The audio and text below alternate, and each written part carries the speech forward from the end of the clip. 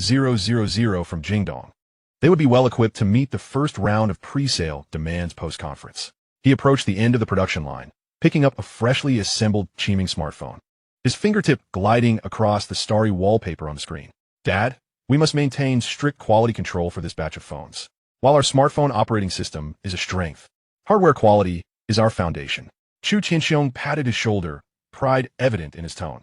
Rest assured, the quality inspection team has doubled in size, and each phone undergoes 3 rounds of testing. After exchanging a few more words, Chu Qianlan prepared to leave, only to notice a production line in the distance that was currently idle. Curiously, he inquired, Dad, what is going on with that production line? Why is it not in operation? Some workers have been reassigned to the new line, and the remaining staff are insufficient to support 2 shifts currently. Only the night shift is operational. Upon hearing this, a spark of insight flickered in Chu Qianlan's eyes. Dad, that old production line only yields 500 to 600 units overnight, a stark contrast to the automated line. Given the current demand for counterfeit devices, why not sell that old line? Chu Qianlan shook his head firmly. If we sell the production line, what will happen to those workers? Just introduce a new automated production line, or shift from 2 shifts to 3. Chu Qianlan suggested casually. He did not expect to sway his father in one go, but he believed that with repeated discussions, his father would eventually be convinced. If Xinghai Technology were to increase orders, Xinghai Technology would find it much easier to introduce new production lines. As noon approached, Chu Qianlan suddenly received a call from his mother. Xiaolan, Mom wants to go to Yanjing to see your smartphone launch event. Please reserve a ticket for me. Just a couple of days prior, Chu Qianlan had specifically asked his mother, Li Yulian, and she had shown no interest in attending the press conference. Although he was unsure why she had changed her mind, he had no choice but to accommodate her request. With a resigned smile, he promptly called Su Yeji to reserve 2 unobtrusive front-row tickets. After hanging up, he turned to Chu Qianlan. Dad, I'll be heading to Yanjing with Mom this afternoon. Please keep an eye on things here. Chu Qianlan waved his hand dismissively, saying, Go on. It makes no difference whether you're here or not. By the time Chu Qianlan drove home, Li Yulian had already packed her bags. Upon seeing her son return, she eagerly grabbed him and urged him to hurry out. Let us go. Don't delay the flight. I want to see just how impressive the phone my son has created truly is. Along the way, Li Yulian incessantly inquired about the details of the press conference, her words brimming with anticipation and pride. Chu Qianlan patiently answered her questions one by one, feeling a warm glow in his heart at his mother's excitement. When the plane arrived in Yanjing, it was already evening, and Su Yezi had arranged the hotel accommodations. Just after settling in, Li Yulian dragged Chu Qianlan to stroll near the venue of the press conference. Look, there are promotional posters for the Qiming phone everywhere. It's so lively, she exclaimed, pointing at the billboards along the roadside, her face beaming with joy. Chu Qianlan followed his mother's gaze and saw several large posters hanging on the tall buildings, prominently featuring the words Tiandao system and independently developed. Mother, you will see just how remarkable this phone is tomorrow, Chu Qianlan replied with a smile. The next morning, he accompanied his mother to the press conference venue early. Although they sat in the front row, they were positioned at the edges and therefore not particularly noticeable. The staff on stage were making final adjustments, while a massive LED screen played the promotional video for the Qiming phone in a loop, showcasing everything from smooth system animations to intricate internal structure breakdowns, every frame exuding a sense of technological sophistication. This phone looks truly exquisite, Li Yulian remarked, her eyes glued to the large screen. Much more attractive than the 2 prototypes your father brought back. The prototypes were sent for inspection. As long as their functions are complete, it suffices. However, the phones we are presenting for sale must be flawless, Chu Qianlan explained. At this moment, the press conference had yet to commence, and most people's attention was focused on the central area of the stage, where representatives from major mobile phone manufacturers and renowned media outlets from both domestic and international circles were seated. As time passed, the audience grew increasingly larger, with many attendees raising their cameras to capture the scenes of the stage preparations, quietly exchanging their opinions. I heard this Qiming phone is equipped with our self-developed Tiandao system, which reportedly surpasses the performance of the sideband. I wonder if that is true, a bespectacled young man remarked while taking pictures. Beside him, a girl waved her invitation letter, saying, My cousin works at China Mobile, and mentioned that the feedback on the Olympic commemorative phone has been exceptionally good. Unfortunately, aside from the volunteers, no one else received one. Someone pointed towards the central area and whispered, Look over there, there are more than 70 well-known domestic and international media outlets, along with many mobile phone manufacturers. 4 Stars, Nokia, and even Apple have representatives here. It's quite the spectacle. I heard there will be gifts after the press conference. I wonder what they will be. Just as the crowd buzzed with speculation, the press conference began. Chapter 170. The grand debut. Suddenly, the spotlight focused on the center stage, where Ma Yuanlong, dressed in a deep gray suit, walked steadily onto the platform. The audience fell silent in an instant. The sound of dozens of camera shutters clicking like raindrops. Welcome, everyone, to the launch event of Fanxing Technology's first smartphone, Qiming. Standing before the microphone, he scanned the room. Today, we will unveil to the world a truly independently developed smartphone from the Dragon Country. It boasts not only a seamless Tiandao system, but also embodies our determination to break technological monopolies. Sparse applause echoed from the audience, while the representatives from Apple wore faint smiles, clearly unimpressed by this emerging brand. As soon as Ma Yuanlong finished speaking, the large LED screen behind him lit up, showcasing a close-up of the 36-inch capacitive screen, with a smooth animation of starry sky wallpaper eliciting gasps of astonishment. Many of our competitors and enthusiasts have likely already seen the customized version of the Qiming phone from the Olympic volunteers, along with its specifications. However, I would like to reiterate the selection of key components in our Qiming phone. He paused for a few seconds before continuing. First, we have a screen. Our Qiming phone uses a 4-stars 36-inch capacitive touchscreen with a resolution of 480 by 800 pixels, leading the industry in display precision. Many may wonder why the Qiming phone does not utilize the more mature and cost-effective resistive screens. Allow me to demonstrate, and you will understand the reason. As he spoke, the screen displayed the table in front of him, upon which a brand-new phone rested. Ma Yuanlong swiftly swiped his finger across the screen, and the phone responded instantaneously to his commands, unlike the sluggishness of a resistive screen that required firm pressure to elicit a response. He opened the camera and casually snapped a photo. Afterward, he pinched the screen with his thumb and forefinger to zoom in, showcasing the capacitive screen's multi-touch capabilities and rapid responsiveness, allowing for a more fluid and natural operation. Moreover, multiple simultaneous operations, combined with the Tiandao system, enable the development of countless convenient features. As Ma Yuanlong demonstrated on stage, applause erupted from the audience, and some journalists began taking notes rapidly. He then shifted the conversation to the hardware specifications displayed on the screen. In terms of core configuration, we are equipped with the Kao Tong MSM7201A processor, complemented by a combination of 128 megabytes RAM and either 8 gigabytes or 16 gigabytes of storage. With each of Ma Yuanlong's explanations, rounds of applause resonated from the audience.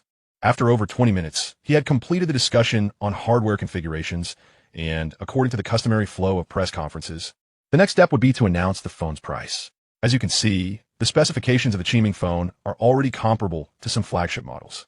Naturally, as Fanxing Technology's first smartphone, the price of the Qiming phone will not disappoint our users. However, before we disclose the price, let us invite Mr. Lin Yu, our chief engineer at Fanxing Technology, to introduce the self-developed Tiandao mobile operating system. As Ma Yuanlong concluded his remarks, Lin Yu took the stage holding a Qiming phone. What makes a smartphone smart is its operability akin to that of a computer. Our Fanxing Technology team has spent an entire year developing the new Tiandao mobile operating system from scratch. As Lin Yu spoke, he stood at the center of the stage. The core advantage of the Tiandao system lies in its restructured memory management and task scheduling logic. He raised the phone, and the camera clearly captured 5 applications running simultaneously on screen. Now, I will open the browser, camera, calculator, Xingliao, and music player. As you can see, Lin Yu swiftly switched between applications, with each interface loading without delay and the background music played seamlessly. The real-time data panel in the lower right corner of the large screen displayed that memory usage remained stable at 58, with CPU load fluctuations not exceeding 15. Traditional systems frequently trigger garbage collection during multitasking, resulting in lag. However, the Tiandao system employs dynamic memory compression technology, capable of compressing background application usage to just 30 of its original size. As Lin Yu elaborated on the structure and advantages of the Tiandao operating system, waves of applause erupted from the audience. The representative from Nokia's expression shifted slightly, his grip on the pen tightening. Meanwhile, an engineer from Apple pulled out his phone to meticulously photograph the interface displayed on the big screen. In contrast, the personnel from Gugu Company appeared relatively unfazed, as if Lin Yu's explanation of the Tiandao operating system posed no threat to their Android system whatsoever. After demonstrating multitasking, Lin Yu brought up the application market interface. To provide users with more choices, we have established a dedicated application market. Currently, There are 120 compatible applications available, covering categories such as tools and entertainment. More importantly, we have opened up the development toolkit, enabling both individuals and companies to swiftly develop their own applications. The audience responded with even more fervent applause, and a journalist could not help but raise a hand, asking Mr. Lin, "Is the Tiandao system compatible with applications from other systems?" Lin Yu nodded, acknowledging that, in principle, disparate systems are typically incompatible with applications from other platforms. However, at Xinghai Technology, we have meticulously developed the Cybin and Fruit application simulator, enabling us to run a majority of mainstream applications seamlessly. As soon as he concluded his statement, a foreign journalist raised their hand, inquiring, "Mr. Lin, as far as I know, the internationally renowned mobile operating systems have taken years to develop. How has your esteemed company managed to achieve this feat in just 1 year?" Lin Yu responded with a composed smile, recognizing the representativeness of the journalist's question. "Firstly, we did not embark on this journey from scratch. The core members of our team possess extensive experience in system development and a profound understanding of the strengths and weaknesses of existing systems. Secondly, we have invested substantial resources. My boss constructed the supercomputer Planet One within a month, solely because we proposed that supercomputing would be beneficial for our team." Pausing for emphasis, he continued with pride. "The Tiandao system employs a modular design from the ground up, akin to building with blocks, where each functional module operates independently, yet collaborates seamlessly. This architecture has significantly reduced our detours." The murmurs in the audience gradually subsided as many began scribbling notes. Representatives from Gugu Company ceased their nonchalant demeanor. Without pausing, Lin Yu elaborated, "I can responsibly affirm that the core logic of the Tiandao system, including memory management algorithms and other critical technologies, are products of our independent research and development, for which we have applied for nearly 100 patents." A wave of enthusiastic applause erupted from the audience. After Lin Yu bowed and exited the stage, Ma Yuanlong returned, stating, "Now, after all that discussion, let's address the matter of pricing, which is of utmost interest to everyone." He tapped on his computer, and a price list appeared on the large screen. Qiming 2G edition, 8 GB 1,999 yuan. Qiming 3G edition, 8 GB 2,499 yuan. Qiming 3G edition, 16 GB 2,699 yuan. As the price list froze on the screen, a brief silence enveloped the room, followed by a buzz of discussions. "The 2G version is under 2,000?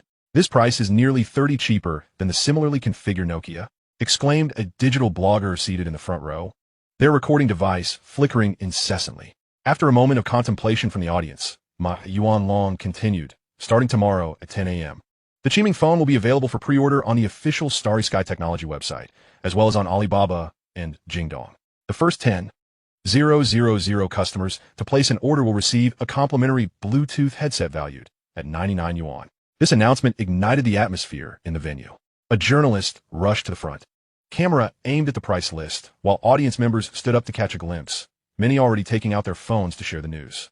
"Mr. Ma," called out someone from the media section, "with the 3G version priced at 2,499 yuan, the profit margin must be exceedingly limited. Is Xinghai Technology employing a low-price strategy to seize market share?" Unfazed, Ma Yuanlong explained, "Our primary goal is to allow more users to experience our independently developed system. Moreover, a lower profit does not equate to a lack of profitability." He paused, casting a glance at representatives from Fruit Company, Gugu Company, and Nokia. "In comparison to short-term profits, we prioritize ecological accumulation." After the press conference, the Tiandao System Development Toolkit will be fully open-sourced, allowing all mobile manufacturers to utilize the basic version free of charge. The audience stirred once more at this unexpected revelation. The representative from Gugu Company abruptly looked up, hastily scribbling notes. Their Manhwa system had announced open source last year, yet only one mobile company had adopted it, with the finished product still a month away from release. The Nokia representative also looked astonished, unable to fathom Ma Yuanlong's announcement. They had intended to pursue an open source route after acquiring the Cybin system, and the news of the Tiandao system's open source initiative was beyond their expectations. Conversely, the representative from Fruit Company appeared considerably more at ease. If the Tiandao system remained closed source, the direct competitor would be the Fruit system. However, with its choice to open source, the primary competitors shifted to Manhwa and Cybin. Seemingly undeterred by the audience's reaction, Ma Yuanlong proceeded to unveil the sales plan. "We have an initial stock of 150,000 units, with additional production based on pre-order demand. He then began detailing various sales and after-sales policies. After several minutes, Ma Yuanlong's expression turned serious. The emergence of the Qiming phone will undoubtedly transform people's lives. Now, allow me to demonstrate the convenience that the Qiming phone can offer. As he spoke, he opened the Xingliao software, found a friend, and initiated a voice call. Beep, beep. The call notification from the Xingliao software echoed through the auditorium, and moments later, the screen displayed the friend's virtual avatar. A clear male voice resonated. Mr. Ma. How did the press conference go? With a smile, Ma Yuanlong raised his phone. I'm currently demonstrating our Xingliao voice function. Where are you? I'm in Shenzhen, coordinating logistics for tomorrow's sales. The real-time call exhibited no delays. The sound quality as crisp as if they were conversing face-to-face. After ending the call, Ma Yuanlong addressed the audience. This exemplifies the allure of smartphones under a 3G network. The Xingliao real-time voice feature consumes only data and does not deduct from call time. In the front row, Li Yulian's eyes sparkled with enthusiasm. This feature is fantastic. It would be even better if we could see the other person. Chu Qianlan chuckled softly. Mom, the feature you mentioned will be realized in the future. But the current conditions are not yet conducive. The present 3G network cannot support video calls. Once 4G networks are established domestically or Wi-Fi restrictions are lifted, the prerequisites for video calling will be met. Li Yulian shook her head. I merely mentioned it casually. Don't go researching that feature because of my comment. Mom, video calling isn't difficult. The current limitations are purely network-related, something beyond our control. At this juncture, Ma Yuanlong had finished introducing the Xingliao voice calling feature and proceeded to open the navigation application, inputting the route from Yinjing International Conference Center to the bird's nest. After a few seconds of buffering, a blue navigation route appeared on the screen, and a voice announced, the total distance is 85 kilometers, with an estimated travel time of 15 minutes. Kalai will navigate for you. Ma Yuanlong swiped the screen to enlarge the map, explaining that Kalide's mapping data covers all major cities in the nation and supports pre-downloading maps to the phone. Moreover, it can directly connect to the locations of Xingliao friends, ensuring that users never have to worry about getting lost while traveling together. After detailing the Kalide map, he returned to the home screen, revealing that the Qiming phone is also pre-installed with Zhihui Office, allowing users to view documents and spreadsheets. Even when away from the office, one can manage work seamlessly. By now, the audience's murmurs had transformed into excited exchanges. Zhihui Office? This is incredibly useful for those of us who frequently travel for work, remarked a gentleman in a business suit to his colleague. At just over 2,000 yuan, this phone is far more economical than purchasing a laptop. His colleague nodded in agreement. Plus, with the navigation feature, we can save over 1,000 yuan on a vehicle-mounted GPS. In the back, a group of young individuals resembling students huddled together, discussing animatedly. Xingliao voice calls don't incur call charges. That means we can call home without worrying about the expense. I just wonder how costly the data will be. The media section buzzed with activity, camera shutters clicking incessantly. A journalist repeatedly captured shots of the LED display, while others hurriedly penned articles, highlighting the phrases domestic phone king and cost performance champion. With its open source and low price strategy, Starry Sky seems poised to rewrite the mobile phone market landscape. A financial journalist remarked to a colleague, Nokia Saibin and Guji's Manhwa are likely to find their rhythm disrupted by this move. If the Qiming phone gains traction, the Kalide map and Xingliao might also rise in prominence. This promotional event is akin to a half-hour advertisement on national television. Manufacturers gazed on with envy. I am now eager to discern whether I can secure a purchase during tomorrow's pre-sale. A digital enthusiast raised his phone towards the stage, contemplating the 150,000 units. Neither an excessive nor a trivial quantity. Yet there lies the fear of scalpers seizing the opportunity. Meanwhile, the atmosphere in the manufacturer representative section was markedly more intricate. Representatives from small to medium enterprises whispered among themselves, their excitement palpable. A mature system available for free signifies a substantial saving on research and development expenses. In contrast, the representatives from Nokia, Apple, and Google wore grave expressions, perhaps pondering their strategies or contemplating how to report to their headquarters. Esteemed colleagues and media friends, the introduction of Qiming Mobile and the Tiandao system has concluded. If there are any inquiries, please feel free to pose them now. I shall address 5 questions. Chapter 172. 5 questions. As silence fell, a journalist from the media section stood up first. Hello, Mr. Ma. Following the open sourcing of the Tiandao system, how do you intend to ensure ecological unity? If other manufacturers modify the underlying code at will this lead to system fragmentation? Ma Yuanlong responded with poise. Upon the open sourcing of the Tiandao system, we will intermittently introduce new features. If other manufacturers make substantial alterations, they may find it challenging to adapt to the new functionalities. Furthermore, modifications to the foundational security code are strictly prohibited. Excessive changes to other codes may render applications incompatible.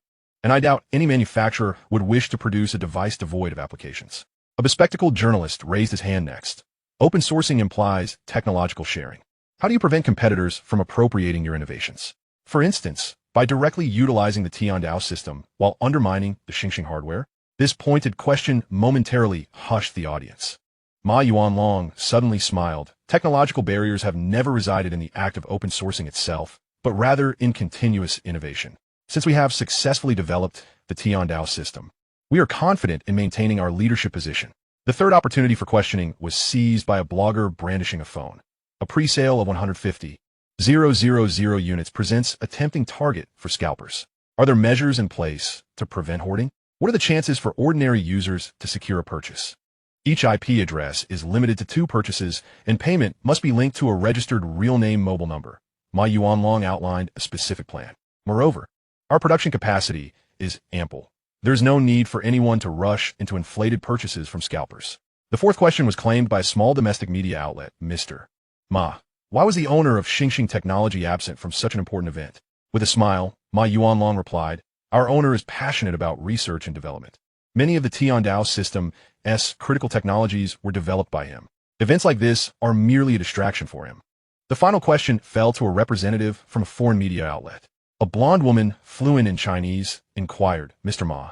The design of Qiming Mobile bears a striking resemblance to that of Apple devices. Does this not imply plagiarism? Additionally, does the Tiandao system also infringe upon Apple's design? Ma Yuanlong maintained a smile, though his tone grew more resolute. Madam, similarities in design cannot be equated with plagiarism. The straight-touch form factor of smartphones is a common choice resulting from the industry's evolution, much like how early feature phones predominantly featured flip or slide designs.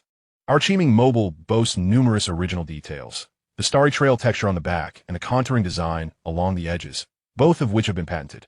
As for the Tiandao system, there is no question of plagiarism. Its core logic and memory management mechanisms are entirely distinct. Currently, we have filed nearly 100 core patents for the Tiandao system, and we will continue to expand this portfolio. The blonde reporter pressed further, yet, the operational logic of Qiming Mobile is also strikingly similar to that of Apple. Ma Yuanlong interjected, commonalities in operational logic exist to reduce the learning curve for users. Just as every car has a steering wheel and brakes, no one would claim they are plagiarizing each other. He paused, surveying the audience. I have addressed all 5 questions. This press conference is now concluded. As you depart, please collect a commemorative gift at the entrance with your ticket. As his words echoed, the spotlight refocused on the center stage, where the backdrop screen began a loop showcasing Qiming Mobile in various scenarios. Some users engaged in voice chats with family via Xingliao. Others navigated to their destinations, and some modified documents in Ji Hui Ban Gong Li. The murmurs of the audience resumed, but this time, anticipation and discussion filled the air. What Mr. Ma mentioned about hoarding prevention measures is quite practical, with each IP limited to 2 purchases and the requirement for real name registration. It will be challenging for scalpers to seize bulk stock. A bespectacled young man remarked with a grin. A nearby woman waved her commemorative gift, a box adorned with the Qiming Mobile design. To attend a press conference and receive a pair of Bluetooth headphones is quite a treat. Given how sincere Xinghai Technology has been, I am definitely going to purchase one. The open sourcing of the Tiandao system needs to be followed up on swiftly. Our new device is currently stalled at the system optimization phase. If we can directly utilize the Tiandao system, we could bring it to market at least 2 months earlier. Instructed a mobile manufacturer executive to a subordinate nearby. I just reviewed the introduction to the development toolkit. The adaptation difficulty seems manageable, though I'm uncertain if future upgrades will face restrictions. I'll reach out to Xinghai Technology to ascertain their prerequisites for open sourcing. Murmured a representative from Nokia to a peer. The memory compression technology in the Tiandao system is indeed noteworthy. If the multitasking lag issues with our current system remain unresolved, our market share may suffer next year. The representative from Google tightened her grip on her meeting notes, the term open source glaringly prominent. The ecosystem of their Anhui system has yet to take flight. Their decision to open source now appears aimed at preemptively courting small to medium enterprises. A recommendation to expedite the promotion of Anhui system will be proposed to headquarters upon return. A finance journalist swiftly tapped away at his keyboard, crafting a headline that read domestic smartphone breakthrough, emphasizing both pricing and open source aspects. Ma Yuanlong's persuasive response to the plagiarism inquiry earlier was compelling enough to be directly quoted. A photography journalist sifted through his photos, noting, "I captured numerous close-ups of the Tiandao system's interface. Its fluidity is visibly superior, far more appealing than our current model." Tomorrow's text section front page is secured. As Chu Qianlan accompanied Li Yulian through the crowd, she couldn't help but smile at the surrounding discussions. "Mom, do you believe it now? This phone genuinely has its admirers." Li Yulian tucked the Bluetooth headphones in her bag, her face beaming with pride. "Not just admirers. I see countless people eagerly waiting to snatch one up. However, don't let it go to your head. We still need to focus on product quality." Upon exiting the venue, a cool evening breeze swept through. In the distance, the billboard showcasing Qiming Mobile's starry wallpaper stood out vividly against the night. "Come, Mom. Let us celebrate the successful press conference with some Yinjing roast duck. Oh, and when you go to buy the phone tomorrow, be sure to secure one for me too." Li Yulian patted her son's arm. "Mom, if you want one, just have Dad snag one directly from the production line," Chu Qianlan replied, somewhat exasperated. "That is not quite the same." The following morning, Chu Qianlan arrived at the office of Xinghai Technology in Shenzhen. The atmosphere on the 12th floor was palpably tense. Lower-level employees hurriedly attended to various matters while several senior executives, including Ma Yuanlong, had already convened in the conference room, closely monitoring data from all fronts. Chapter 173. Sold out. The electronic screen in the conference room displayed the real-time traffic data for two major sales platforms, as well as the Xinghai official website. Although the sale was still some time away, the access volume was surging rapidly. Ma Yuanlong tapped his fingers on the table. Suddenly looking up, "Have the tech department temporarily add 2 more server groups. We will not concern ourselves with other channels. But our company's online store must not experience any congestion or crashes." Chu Qianlan cast a glance before returning to his office. With a bit of time remaining before 10 o'clock, he was not inclined to wait there. As soon as the computer was powered on, the Manhwa system displayed a window, synchronizing real-time back-end data from the 3 major sales channels. The official website's traffic had already surpassed 120,000, while both Alibaba and Jingdong sales interfaces exhibited signs of lag. Despite the overwhelming influx of traffic generated by the official website, Chu Qianlan remained unfazed. The Manhwa system could connect to the server clusters at Xinghai Technology, and should the traffic surge excessively, it could readily utilize those servers. As long as the traffic did not increase suddenly by 100-fold or 1,000-fold, the Manhwa system could effortlessly manage the situation. In the conference room, Ma Yuanlong fixated on the soaring numbers displayed on the electronic screen, suddenly instructing, "Prepare the customer service department. As sales approach, the volume of inquiries will undoubtedly surge. Additionally, optimize the pop-up for the first 10,000 complimentary headphones, ensuring it catches the user's eye at first glance." At 9:50 a.m., the official website's traffic exceeded 600,000, causing delays in loading the pages of Alibaba and Jingdong stores.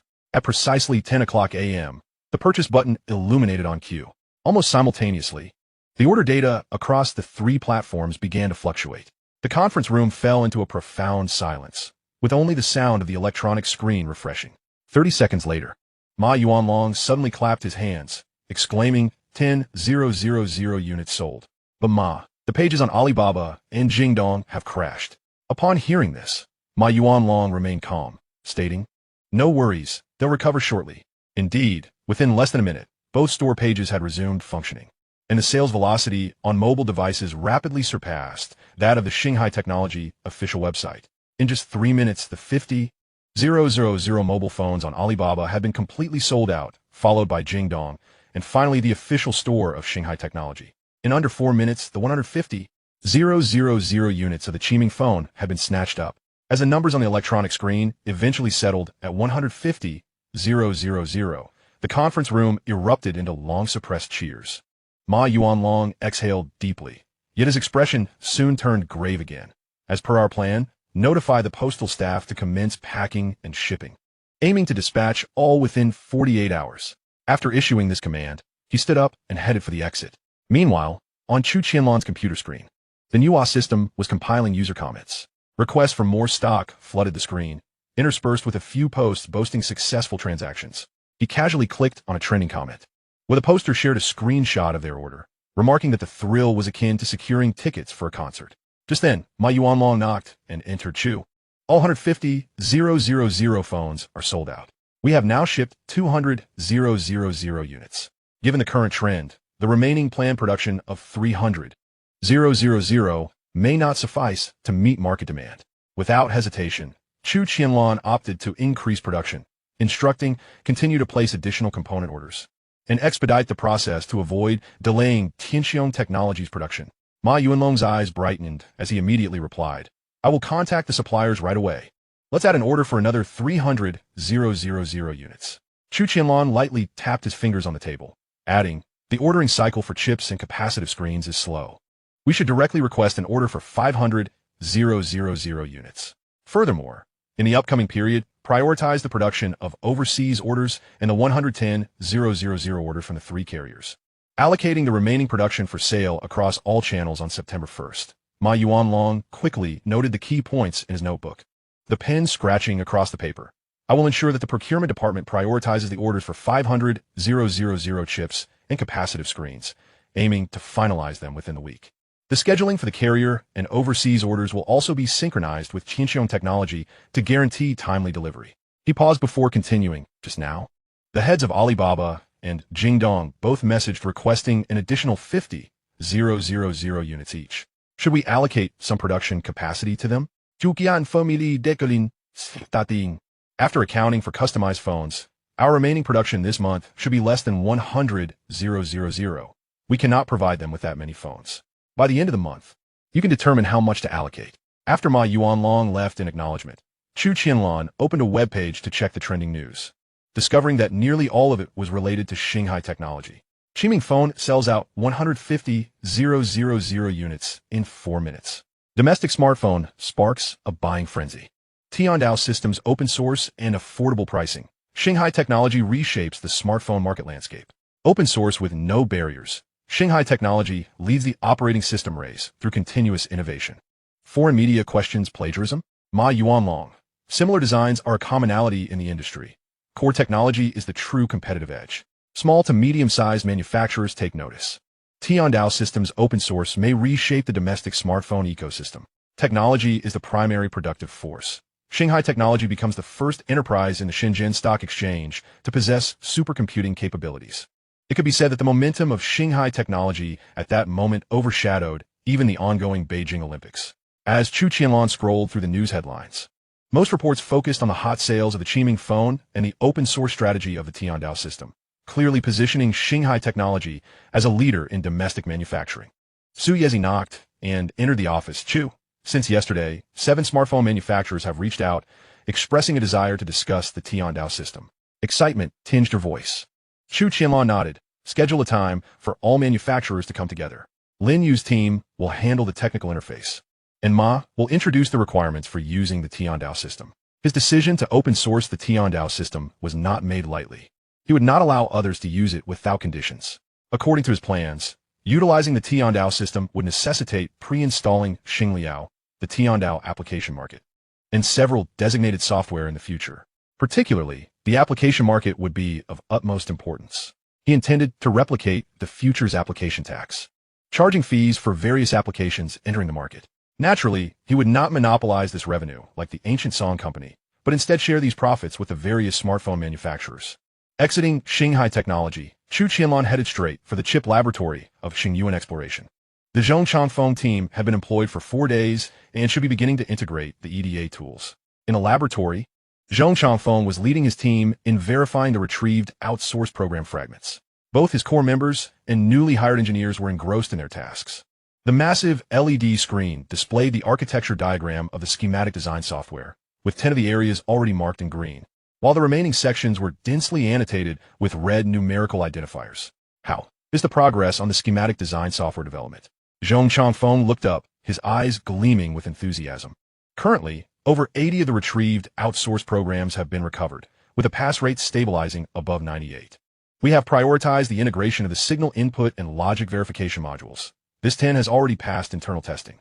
He pointed to the red identifiers at the edge of the screen. These are the program segments awaiting validation.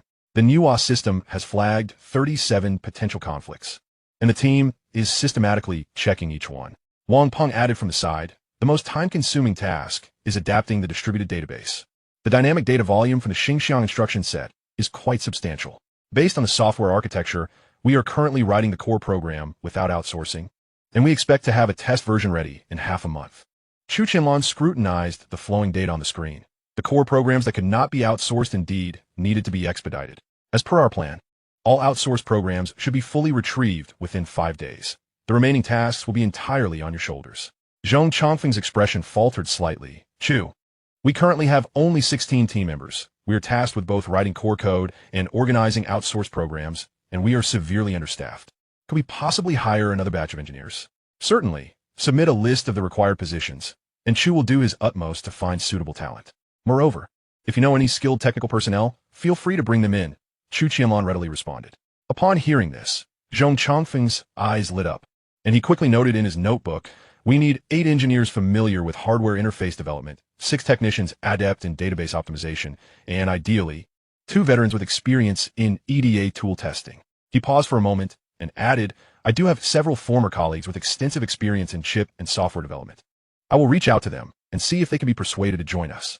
Chu Qianlan nodded in acknowledgement, stating, we will offer compensation at the industry's highest standards. As long as the right people can be secured, the terms can be easily negotiated.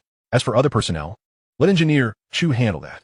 Additionally, we should prioritize the core program development, while the conflict resolution for outsourced programs can be approached in stages without rushing. Zhong Chongfeng nodded emphatically, understood.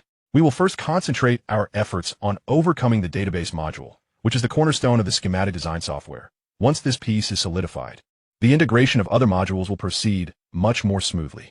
Chu Qianlan's gaze swept over the bustling figures within the laboratory, firmly asserting that the database module was of utmost importance. You may proceed with confidence. The supercomputing privileges have already been granted to you, and you're free to utilize them. The privileges he referred to were, of course, the access to the Manhwa system, though he refrained from stating this explicitly in the presence of ordinary engineers. Subsequently, Chu Qianlan visited the laboratories of Zhou Mingyuan and Zhao Liwei, where they were leading their respective teams in drafting the control signal mapping table. Though they often encountered challenges, solutions could be derived through the analysis provided by the Manhwa system. According to their estimations, they anticipated completing the mapping table by mid-September. Once Zhong Chongfeng's team developed the schematic design software and incorporated the mapping table, they could commence the preliminary design of the chip. Naturally, this scenario was idealistic, and various unexpected circumstances could arise during the development process. In the evening, Chu Qianlan drove Du Ming back to the dormitory at Shenzhen University. Today, the 17th, marked the return day for students at the university. As they entered the campus, they observed clusters of students dragging their suitcases toward the dormitories, while others donned military training uniforms, marching in formation and chanting slogans. Du Ming adjusted his glasses and gazed out at the familiar tree-lined avenue, remarking with a smile, it feels like summer vacation just started, and now we're already heading back to school. Chu Qianlan parked the car beneath the shade of a tree near the dormitory, reflecting that, as a senior, he had fewer courses, and it shouldn't be as difficult to find time to visit the company as it had been in the previous 2 years. Upon returning to the dormitory, they found Zhang Lei and Lu Daocheng engaged in conversation.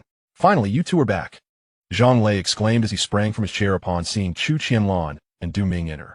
Did you bring us a couple of Qiming phones? He had previously asked for one when the prototype was first developed. At that time, Chu Qianlan had given him a fruit phone, fearing that Zhang Lei might inadvertently reveal his identity.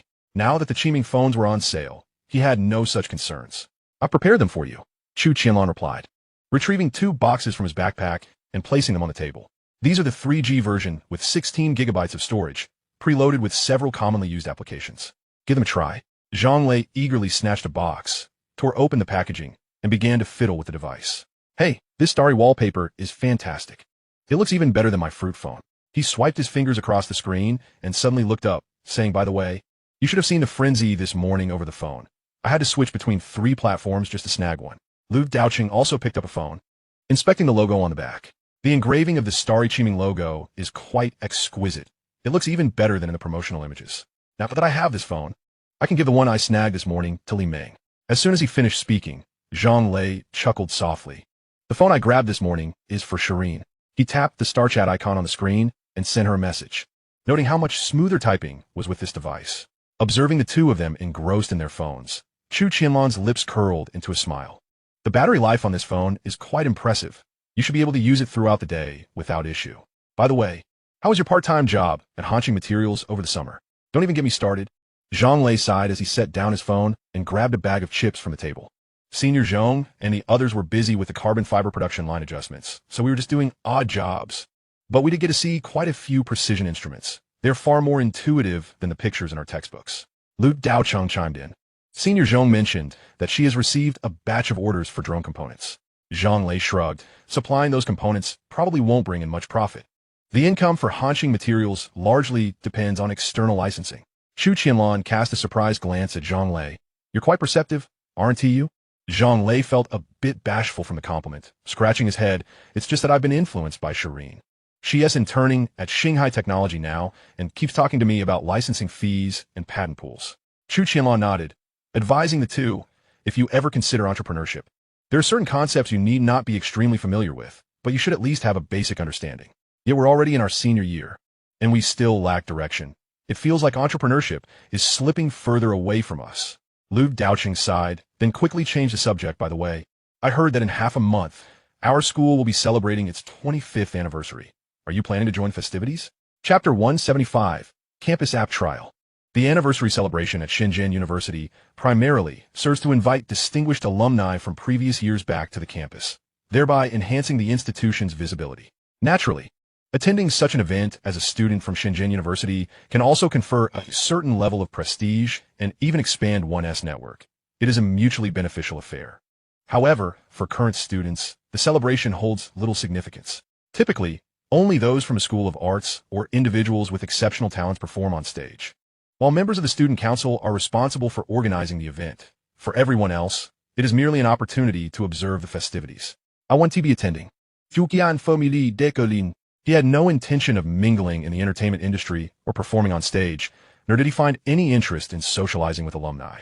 As for becoming familiar with their faces, he deemed it unnecessary. Although he had never publicly disclosed his identity, he knew that if a major company conducted a thorough investigation, they would undoubtedly uncover his connections to Xinghai Technology and Fanxing Technology. Chu Qianlan was aware that the chairman of a prominent tech firm, often referred to as Goose Factory, was an alumnus of Shenzhen University and would likely be attending the celebration. He certainly did not want his identity to be exposed in front of a large audience. Lu Daocheng had long anticipated Chu Qianlan's reaction and did not press the matter further, simply chuckling, that makes sense. You are indeed a busy person now, with little time for such frivolities. By the way, I heard that on the day of the anniversary, the chairman of Goose Factory, Mr. Ma, will be present. Along with several tech company founders who graduated from our university, it promises to be quite the gathering. Zhang Lei, who had been engrossed in exploring the new features of his phone, looked up at the mention of Mr. Ma. Mr. Ma, that is a big shot. If I could get a photo with him, I could brag about it for half a year. Chu Qianlan, however, remained unfazed, scoffing, if I were to attend. I would also be considered a person of stature. If you were to reveal your identity as the owner of Fanxing Technology, the school would practically put you on a pedestal. Lu Daocheng agreed with this sentiment. The following day, everyone resumed their campus life. As they entered their senior year, course loads decreased by nearly half compared to the previous semester, leaving ample free time almost every day. Chu Qianlan relished this newfound leisure, returning to his dormitory to open his computer and edit the software architecture for the EDA tools. Meanwhile, affairs at the company progressed smoothly. Within just 3 days, all the phones sold had entered the shipping phase. As the headquarters of Fanxing Technology, Shenzhen's clientele were the first to receive their phones. On the tree-lined paths of Shenzhen University, more and more students could be seen with their Qiming phones in hand. Some were capturing images of the IV climbing the teaching buildings, while others gathered in the shade, comparing the features of their new devices. The Tiandao system as StarChat software quickly became the most popular topic of conversation during breaks. On his way back to the dormitory, Chu Qianlan encountered 2 male students from the computer science department gathered around a Qiming phone deep in discussion. Look at this multitasking switch. It's so much smoother than my Nokia, exclaimed one bespectacled student as he swiped the screen, effortlessly running 4 applications simultaneously without any lag. The boy beside him was engrossed in exploring the application market. To his astonishment, there existed an offline version of Plants vs. Zombies. One could indulge in gameplay without the necessity of an internet connection, making this purchase undeniably worthwhile. As Chu Qianlan passed by with unwavering focus, a subtle smile crept upon his lips. He was acutely aware that, before long, the The Qiming phone would proliferate across the nation like wildfire. In the dormitory, Lu Daocheng suddenly positioned himself directly in front of Chu Qianlan. Speaking of which, I overheard someone in the cafeteria yesterday mentioning plans to develop a campus app compatible with the Tiandao system, capable of checking class schedules and reserving seats. That sounds promising, Chu Qianlan remarked as he opened his laptop. The Stellar Developer Program inherently encouraged the launch of various applications, and if the app garnered significant downloads, substantial bonuses would be awarded. Do you think investing in this app has potential? Lu Daocheng inquired, his eyes glimmering with anticipation. Upon hearing this, Chu Qianlan immediately adopted a serious demeanor. The fact that Lu posed this question indicated a genuine interest in investing in the project. After a moment of contemplation, he began to analyze. The crux of a campus app lies in its essentiality. Checking class schedules and reserving seats are indeed functionalities that students require on a daily basis, thereby establishing a foundational user base. However, you must consider two critical issues. First, the low technical barrier, which makes it susceptible to imitation. While launching now may allow you to seize the initiative, how will you retain users moving forward? Second, the revenue model. One cannot solely rely on developer bonuses for sustenance. Lu Daocheng stroked his chin, pondering, what if we include a section for secondhand transactions on campus? Students could buy and sell textbooks, bicycles, and the like, and we could take a small commission. A commendable idea, Chu Qianlan acknowledged. But we must address the issue of trust. He then opened a document detailing Alibaba and Jingdong, two platforms that not only boasted comprehensive systems, but also had the backing of two major companies. Although familiarity abounds on campus, should disputes arise, the platform must possess a mechanism for resolution. Otherwise, it risks tarnishing its reputation. Zhang Lei interjected. I believe we could also incorporate a feature for signing up for club activities. Previously, cultural clubs had to plaster posters in every dormitory to promote events. If we could facilitate direct sign-ups through the app, it would save considerable effort. Chu Qianlan nodded in agreement. That indeed presents a differentiated direction. As school club resources are concentrated, collaborating with the student union or clubs to feature official events on the app could significantly enhance user engagement. He paused briefly before adding, however, I would advise against investment. The development costs for such a small app are low, making it easily replicable. Unless you can swiftly cover dozens or even hundreds of universities, achieving economies of scale will be challenging. If you're truly interested, why not attempt to develop one yourselves? Du Ming understands programming. Zhang Lei can liaise with the clubs, and you can coordinate. It would serve as a practical exercise. Should it succeed, you could earn developer bonuses. Even if it falters, it would still provide a valuable experience in the entrepreneurial process. Lu Daocheng's eyes lit up, right?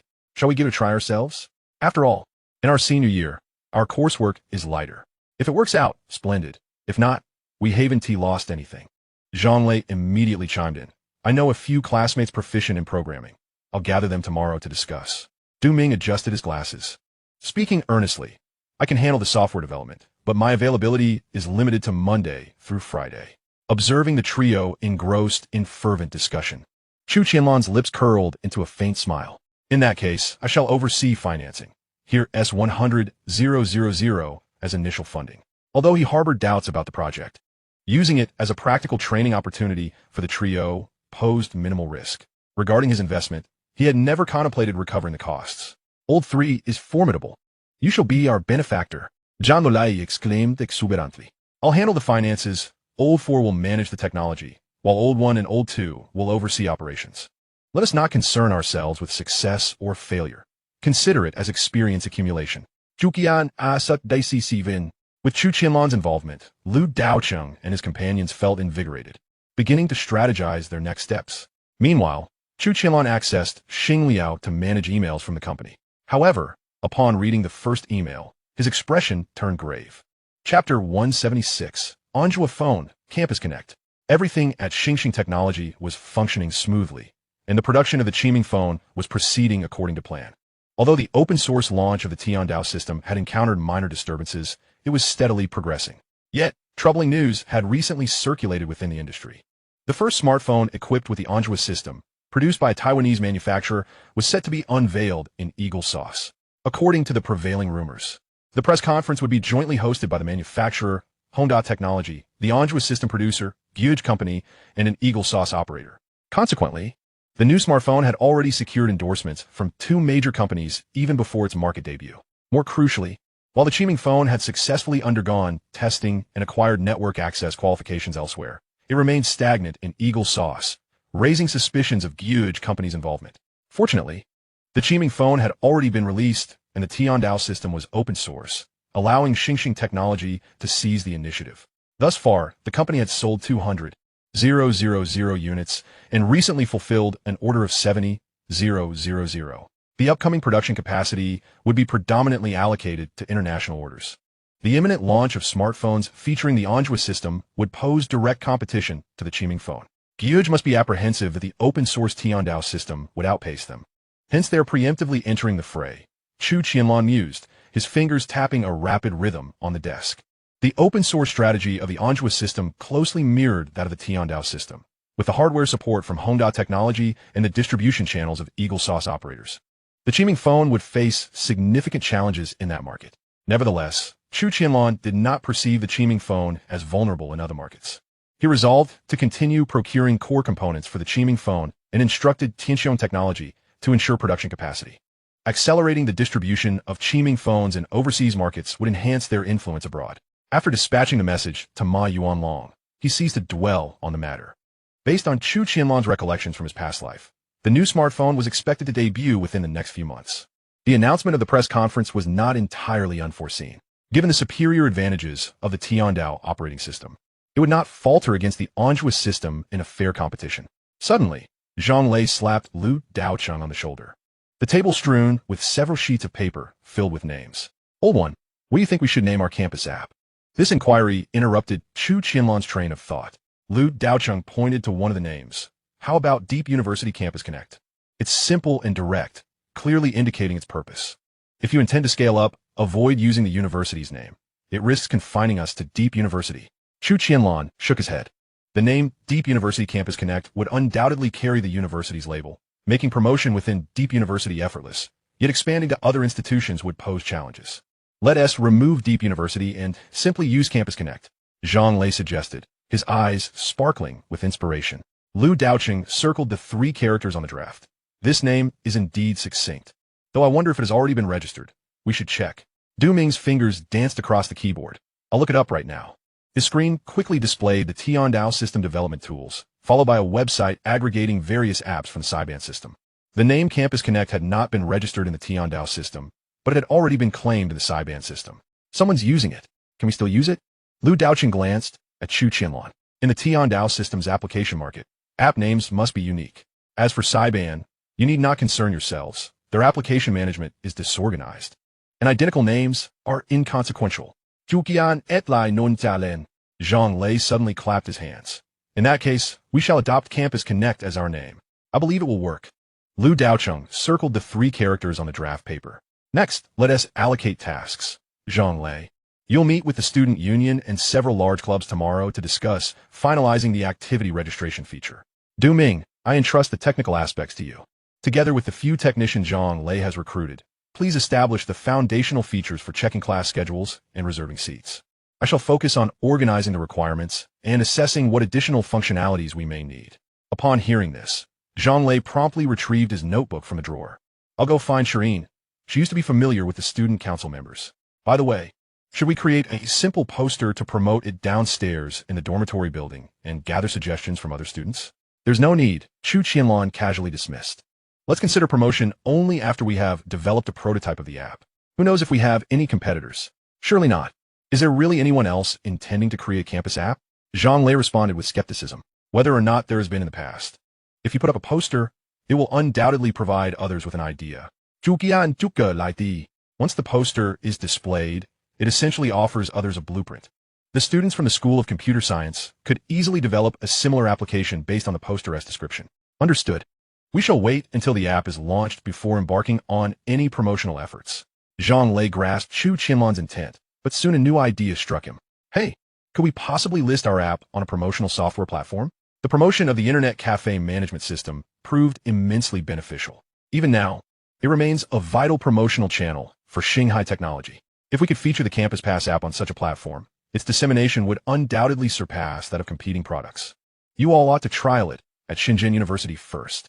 Utilizing promotional software requires significant financial investment. Chu Qianlan shook his head. although the promotional software had been developed by him, and he held the authority to decide which app to feature. The decision to promote the Campus Pass app would ultimately depend on the budget allocated for promotion. If the app lacked potential, Chu Qianlan was not inclined to spend money on it. Zhang Lei felt slightly disheartened, but recognized the validity of Chu Qianlan's reasoning, thus suppressing his expectations. All right then, we shall promote it gradually at the school. Once we achieve some results, we will seek your promotional resources. After further discussions regarding the Campus Pass app, the conversation shifted to the upcoming anniversary celebration of the university. I heard that for this anniversary, each college is required to present a performance. And Zheng Qingtao from our physics department is preparing to sing a song. Lu Daocheng suddenly interjected. Zheng Qingtao, Zhang Lei inquired, somewhat taken aback. Isn't that the guy who placed fourth in the singing competition last semester due to some behind-the-scenes manipulation? Lu Daocheng nodded. Yes, that's him. However, it's rumored that during rehearsals, he was criticized by a teacher from the arts college, who claimed that his songs were all about love and therefore unsuitable for the anniversary performance. Interestingly, this matter has something to do with you. Zhang Lei suddenly remarked. Chu Qianlan, who had been casually listening, was surprised to find himself entangled in this issue. Chapter 177. Being involved 3 manufacturers. Upon hearing this, Chu Qianlan raised an eyebrow. How does this concern me? Zhang Lei leaned in closer and lowered his voice. Have you forgotten? The post about the manipulation in the singing competition explicitly placed Zheng Qingtao in first place. The vice dean of the arts college, Wang, faced disciplinary action because of it. A few days ago, when Zheng Qingtao registered for the program, Wang sought to create trouble for him. Even during rehearsals, Wang was nitpicking and deliberately finding fault. Chu Qianlan shook his head. Even so, this situation is unrelated to me. While it was true that the expose on the manipulation was generated by the Manhwa system at his behest, he had never disclosed this information publicly, so it should not have linked back to him. Lu Daocheng chuckled lightly. Initially, the situation had nothing to do with you, but someone forced a connection. The post that tarnished your reputation and the one revealing the manipulation appeared sequentially on the campus network, and the school addressed them together. According to rumors from the arts college, Wang's disciplinary action is tied to you, and his targeting of Zheng Qingtao is an indirect attack on you as well. Chu Qianlan did not anticipate that the smear campaign against him from the previous semester would still have repercussions. Others might assume that Wang's punishment stemmed from manipulation in the singing competition. However, as the person involved, Wang surely recognized that his reprimand was due to Chu Qianlan's influence, which prompted him to pick on Zheng Qingtao. Such a tactic of scapegoating was rather petty. With such a narrow-minded approach, one wonders how he ascended to the position of vice dean. Chu Qianlan's tone was calm, yet laced with unmistakable sarcasm. Zhang Lei scolded. So the vice dean simply bullies the weak. After receiving a major reprimand from the school, he dares not voice his grievances against superiors and can only take it out on Zheng Qingtao. Lu Daocheng suddenly recalled something. I heard that Wang insisted Zheng Qingtao change his performance, claiming love songs were unsuitable for the anniversary, yet the arts college submitted several love songs that were approved. It seems he simply wants to disqualify Zheng Qingtao from performing. Chu Qianlan raised an eyebrow. Such matters can be addressed through the leadership of the college. After all, participating in the anniversary performance is about showcasing the college's prestige. Although I am somewhat entangled in this affair, I shall not intervene. On Saturday, as Chu Qianlan entered Fanxing Technology, Ma Yuanlong approached him with a notebook in hand. President Chu, the launch event for the smartphone equipped with the Manhwa system by Xinghai Technology is scheduled for the 23rd of next month. Gugu has already begun the promotional build-up.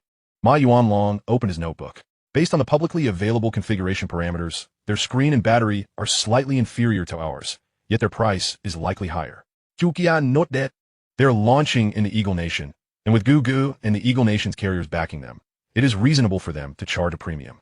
Once the Qiming smartphone enters the Eagle Nation market, considering the various taxes and fees, our price advantage may not be significant. The pricing strategy for the Qiming smartphone is based on the selling price in long country, with added shipping and various taxes to determine the final price for the target country. This means that selling the Qiming smartphone abroad will inevitably result in a higher price compared to domestic sales. Despite this, the Qiming smartphone still holds a price advantage over other brands. Furthermore, due to the operability of the Tiandao operating system, the cost-performance ratio of the Qiming smartphone far exceeds that of competing brands. Additionally, Chu Qianlan paused before adding, ensure that the overseas marketing team emphasizes the cost-effectiveness of the Qiming smartphone, particularly in markets that are sensitive to price. That has already been arranged, Ma Yuanlong confirmed. Moreover, There's still no news from the Eagle Nation regarding the testing. I had Zheng Onguo leverage his connections to inquire. It appears that the FCC is questioning the security of our system and is conducting additional reviews. Chu Qianlan was not surprised by this development. Gu Ji's influence in the Eagle Nation is profound, making it easy for them to obstruct us. Notify Zheng Onguo to leak this matter to the Eagle Nation media. Let them generate some buzz.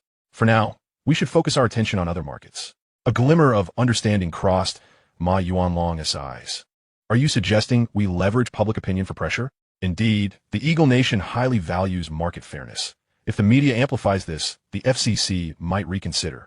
Chu Qianlan lightly drummed his fingers on the table. It is not merely about exerting pressure. By revealing their deliberate obstruction to the public, we can highlight our technological prowess. The fact that they require additional scrutiny signifies that the Tiandao system indeed poses a threat to them. He paused before shifting the subject. By the way, how are the negotiations with domestic smartphone manufacturers progressing? How many agreements for the open-source collaboration of the Tiandao system have been signed? Ma Yuanlong flipped to another page in his notebook. We have finalized partnerships with 3 companies, Kunpeng, Meizu, and Tianyu. There are several others still in the process of negotiating details, including LG from South Korea, which is also in contact with us. Their primary concern remains the revenue-sharing ratio from the application market, as they feel our 15 cut is excessively high. 15% is not high at all. Chu Qianlan asserted with conviction. The revenue share for the fruit system is 30, and the Anjua system is similar. Our cut is already quite minimal. Moreover, they will also receive a third of the revenue, making this arrangement advantageous for them. Ma Yuanlong nodded in agreement, stating, I have conveyed the same sentiments to those mobile manufacturers.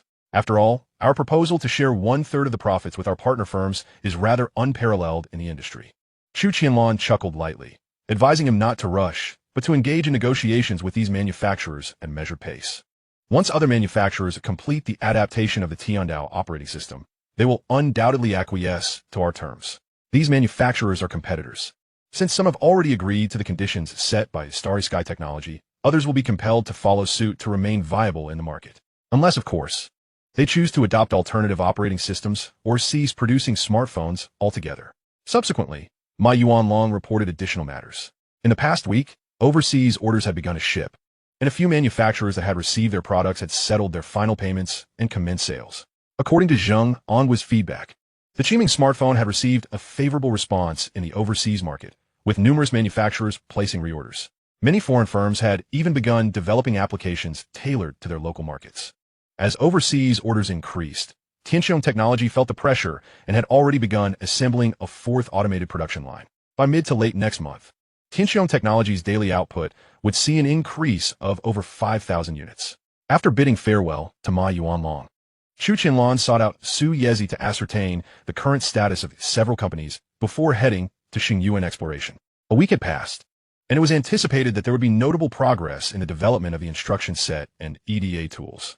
In Chapter 178, titled Progress, Honor Hijacking, within the chip laboratory of Xingyuan exploration, Zheng Qianfeng was elucidating something on a massive LED screen. With team members gathered around, their expressions focused. Upon noticing Chu Qianlan's entrance, Zheng Qianfeng paused his explanation and approached him. President Chu, our progress this week has been significant. The outsourcing work for the schematic design software is 95% complete, and the core programming is nearing its conclusion. We are currently conducting module integration testing and have resolved most of the conflict issues. Approaching the screen, Chu Qianlan observed the areas that had turned green and nodded in approval. The pace is commendable. It appears your efficiency is remarkable. Zheng Qianfeng replied with a smile.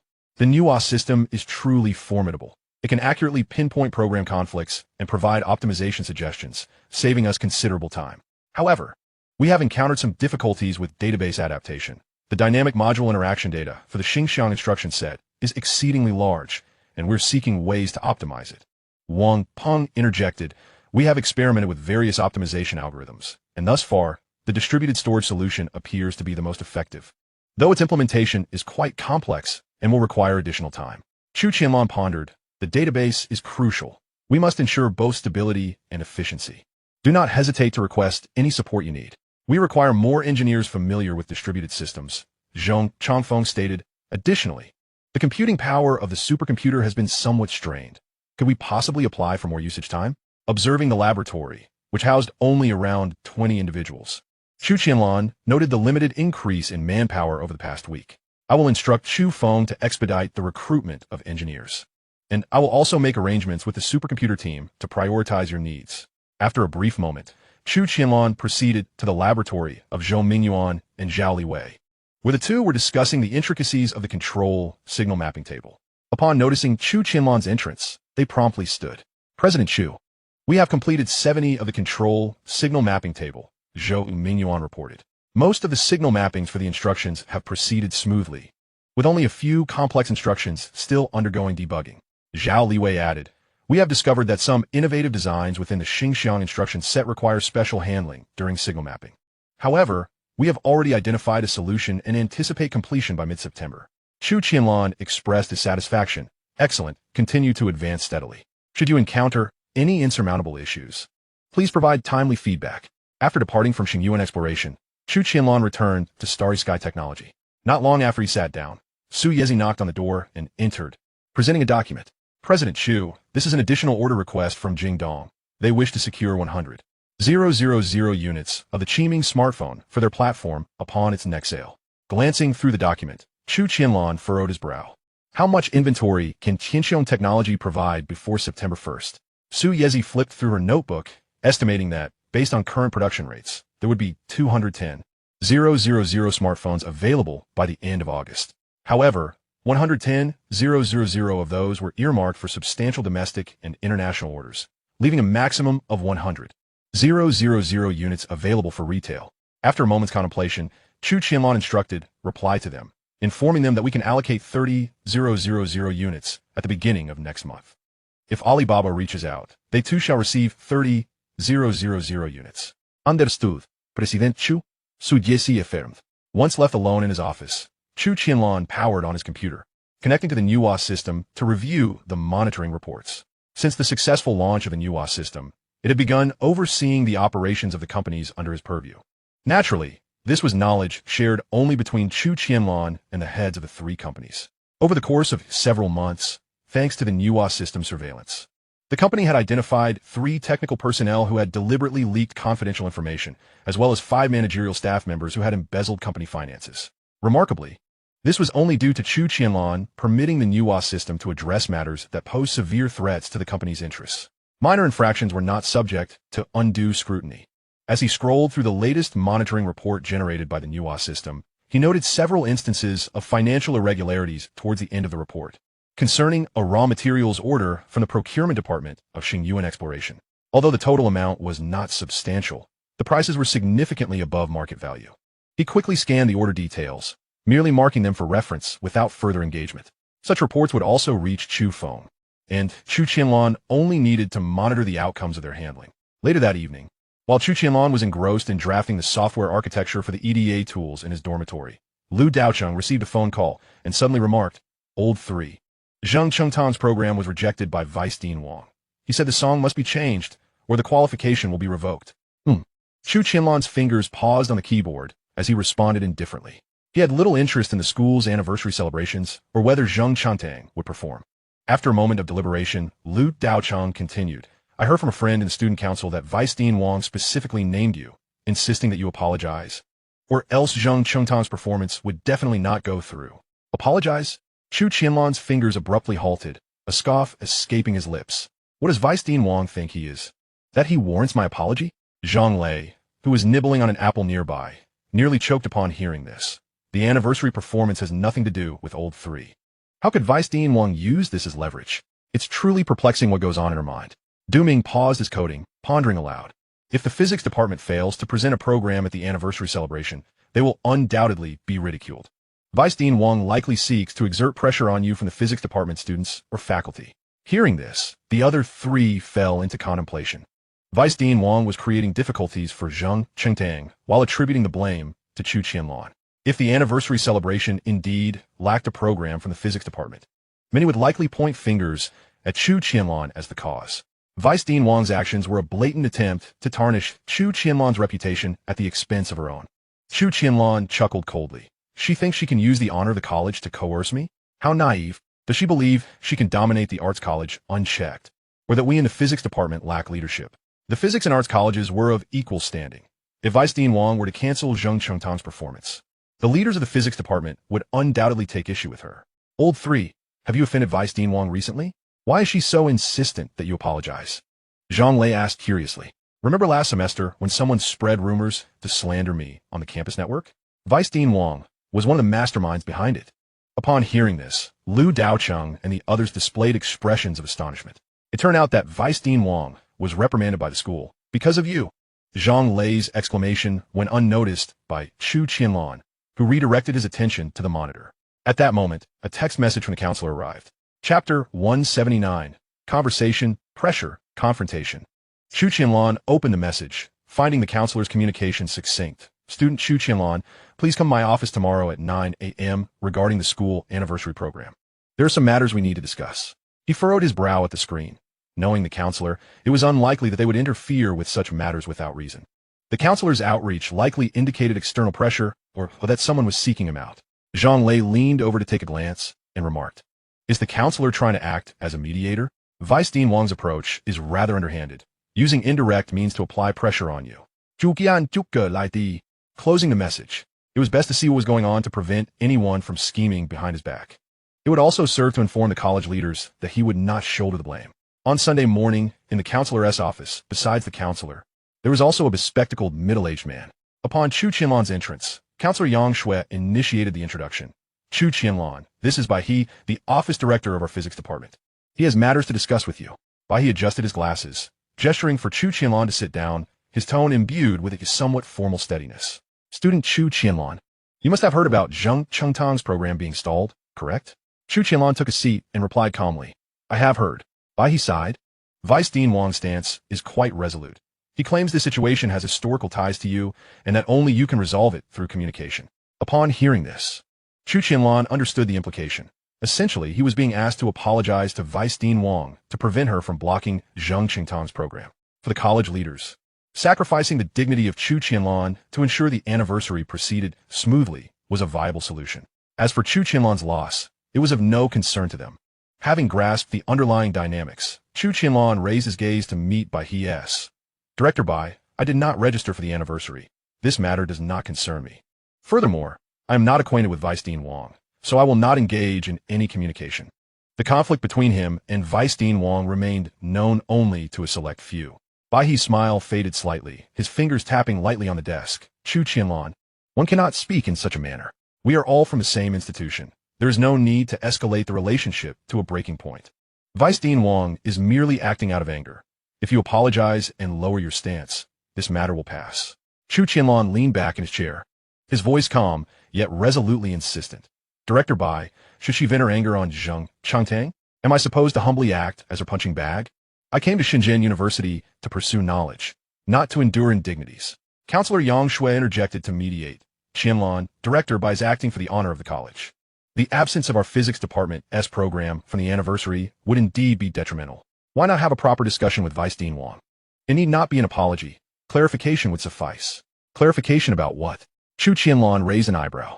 Last semester, she penned an article slandering me on the university's internal network. Should I thank her for that? Or perhaps invite some journalists to document her so-called achievements? Upon hearing this, both Counselor Yang Shui and Director Bai He wore expressions of shock. They had been under the impression that Vice Dean Wang's reprimand last semester stemmed from the singing competition scandal, not realizing the true underlying reason. This revelation clarified why Vice Dean Wang had been so antagonistic towards Chu Qianlan.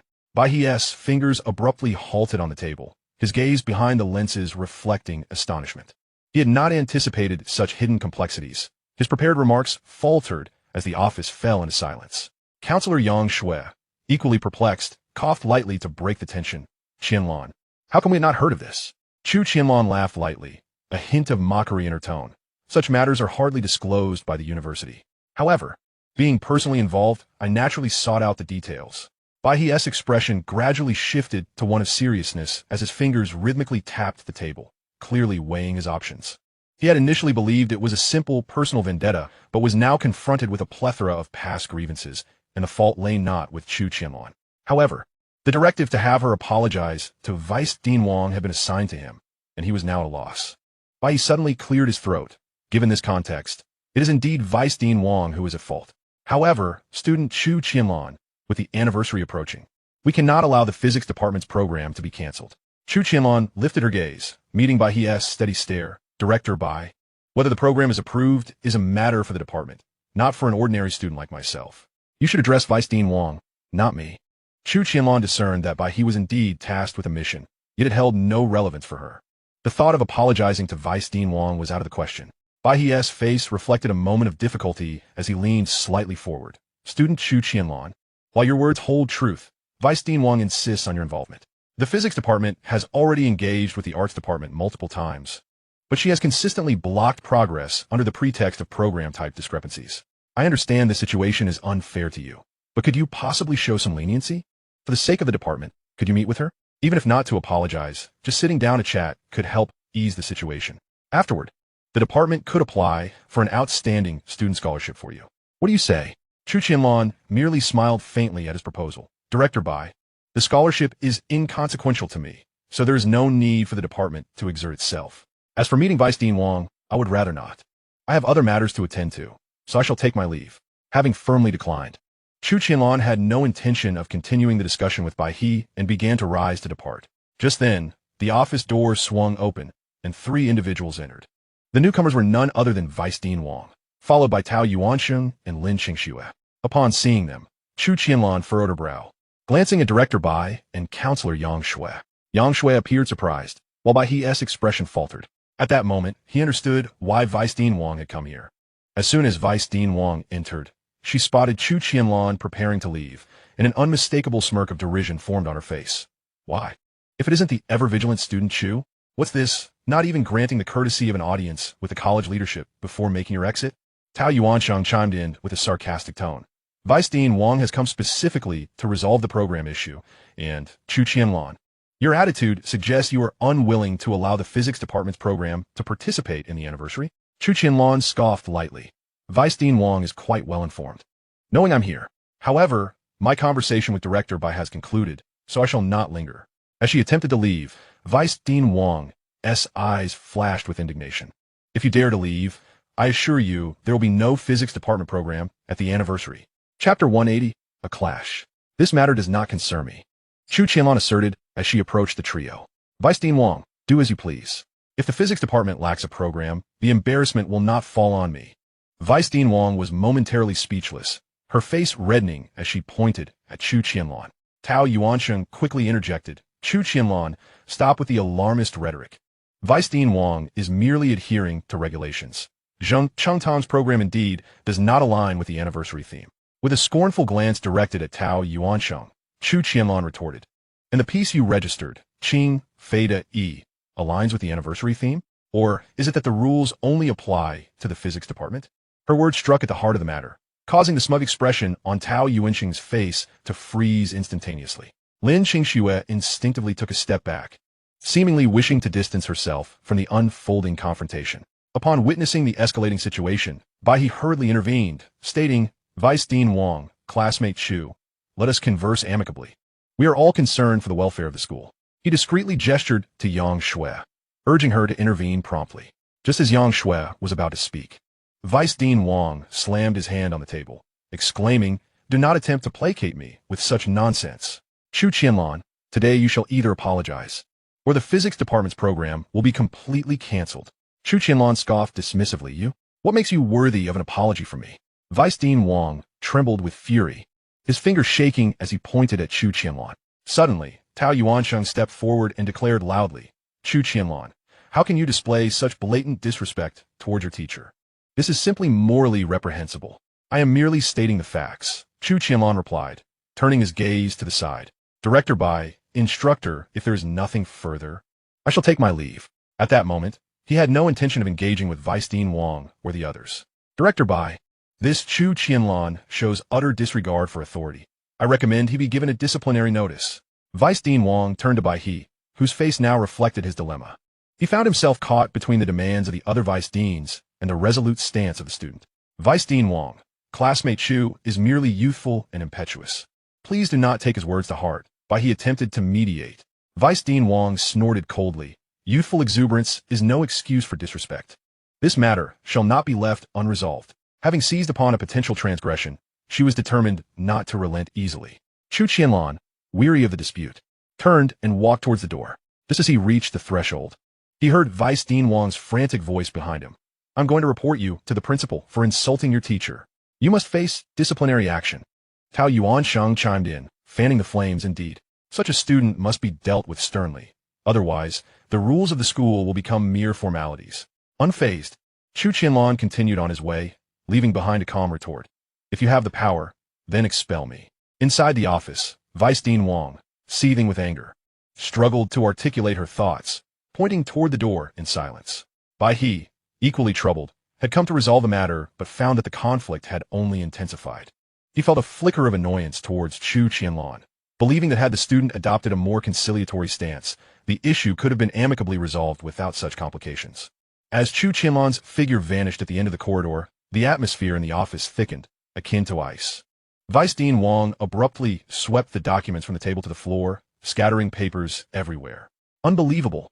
A student dares to act so brazenly. Tao Yuansheng hurriedly bent to collect the documents, muttering in agreement. Vice Dean Wang, please calm down. Such a reckless individual will inevitably face consequences. In the corner, Lin Qingxue twisted the hem of her skirt, her gaze flickering nervously, witnessing the chaos around her. She was suddenly reminded of Chu Qianlan's resolute demeanor last year when he reported an incident, and a sense of unease washed over her. Bai He sighed and suggested, Vice Dean Wang, escalating this matter to the principal will benefit no one. Perhaps we should consider alternative solutions? He had been instructed by the college leadership to handle the situation, yet even in his attempts to support Vice Dean Wang, she remained ungrateful, leaving him at a loss for words. What alternative solutions? Vice Dean Wang panted, her chest heaving with frustration. I must make him understand that this school is not a place for his unruly behavior. Director Bai, Chu Qianlan's blatant disregard for authority must be met with disciplinary action. Report it as such, and I will ensure that Dean Zhang is informed. With that proclamation, she strode out of the office in her high heels. And Tao Yuansheng quickly followed, casting a disdainful glance at Bai He and Yang Shui before departing. At last, the office fell silent. Yang Shui surveyed the scattered documents and rubbed her throbbing temples. Director Bai, what are we to do now? Bai He straightened up, weariness evident in his eyes behind his glasses. What else can we do? Let us await the unfolding drama. Vice Dean Wang has made her position abundantly clear. And given Chu Qianlan's resolute nature, it seems likely that this will attract the attention of the school leadership. He paused, a faint smile creeping onto his face. On a different note, it is impressive how composed Chu Qianlan remains. Most students would have panicked under such pressure from a vice dean. Yang Shui nodded in agreement. He typically appears low-key, yet his character is remarkably steadfast. What will you do? Will you truly report to the higher-ups as Vice Dean Wang wishes, recommending disciplinary action against Chu Qianlan? While he moved to the window, gazing in the direction where Chu Qianlan had disappeared. I will await further instructions from the leadership. However, imposing punishment on a student requires the principal's approval, and given Vice Dean Wang's connections, it may not sway our leaders here. Just as Chu Qianlan exited the administrative building, he spotted Zhang Lei and Lu Daocheng waiting in the shade of a nearby tree. Old 3, how did it go? Did the instructor give you a hard time? Zhang Lei approached briskly, concern etched on his face. Chu Qianlan shook his head. No worries, just a few barking mad dogs. Lu Daocheng frowned. Was Vice Dean Wang present as well? Not only her, but also Tao Yuansheng and Lin Qingxue. Chu Qianlan replied with a cold laugh. It seems they went to great lengths to corner me into apologizing, staging a little drama together. In the ensuing days, news of the altercation between Chu Qianlan and Vice Dean Wang swiftly spread among the student body. Many speculated that his defiance would likely result in disciplinary action. However, as days passed, the school remained inexplicably silent on the matter. Chu Qianlan, of course, heard the rumors but was utterly unconcerned. Even if Vice Dean Wang's request for disciplinary action was approved by the physics department's leadership, it would still require the principal's endorsement. Knowing that the principal was aware of Chu Qianlan's position as the spokesperson for Fanxing Technology, it was improbable that such a sanction would be authorized. It was this very understanding that emboldened Chu Qianlan, given his current status, as long as he did not create any significant trouble at school. The principal would not impose any punishment upon him. 5 days later, an unexpected event unfolded in the College of Arts, resolving Zheng Chengtao's program application issues and causing many to regard Chu Qianlan with newfound astonishment.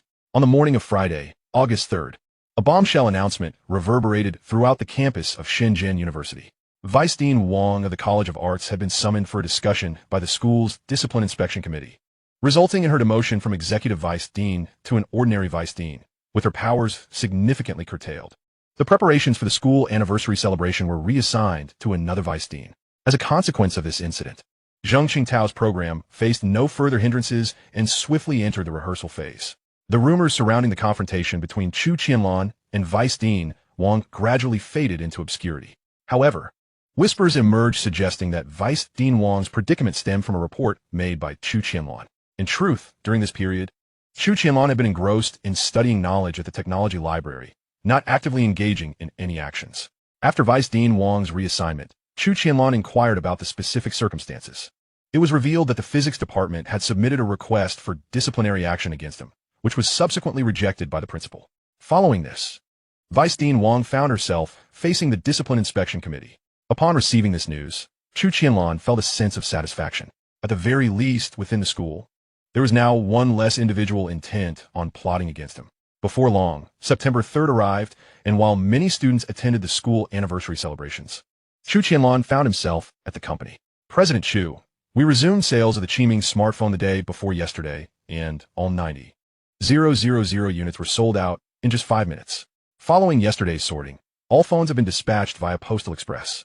According to Ma Yuanlong's report, as of 2 days prior, Fanxing Technology had sold a total of 240,000 smartphones, with 160,000 units sold through large orders, with 400,000 various models of smartphones. The gross profit amounted to approximately 3.2 billion yuan.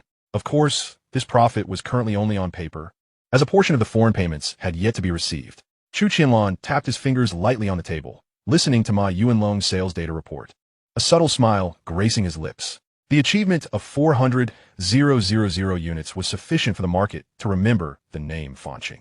What has been the feedback from the international market? Ma Yuanlong presented a report detailing that, following the technical department's tracking, 50,000 Qiming smartphones dispatched overseas had already seen 23,000 units activated. It is fair to say that our phones are quite well received abroad. Some local carriers have placed additional orders. However, they request the pre-installation of local social media applications, which somewhat conflicts with our ecological strategy.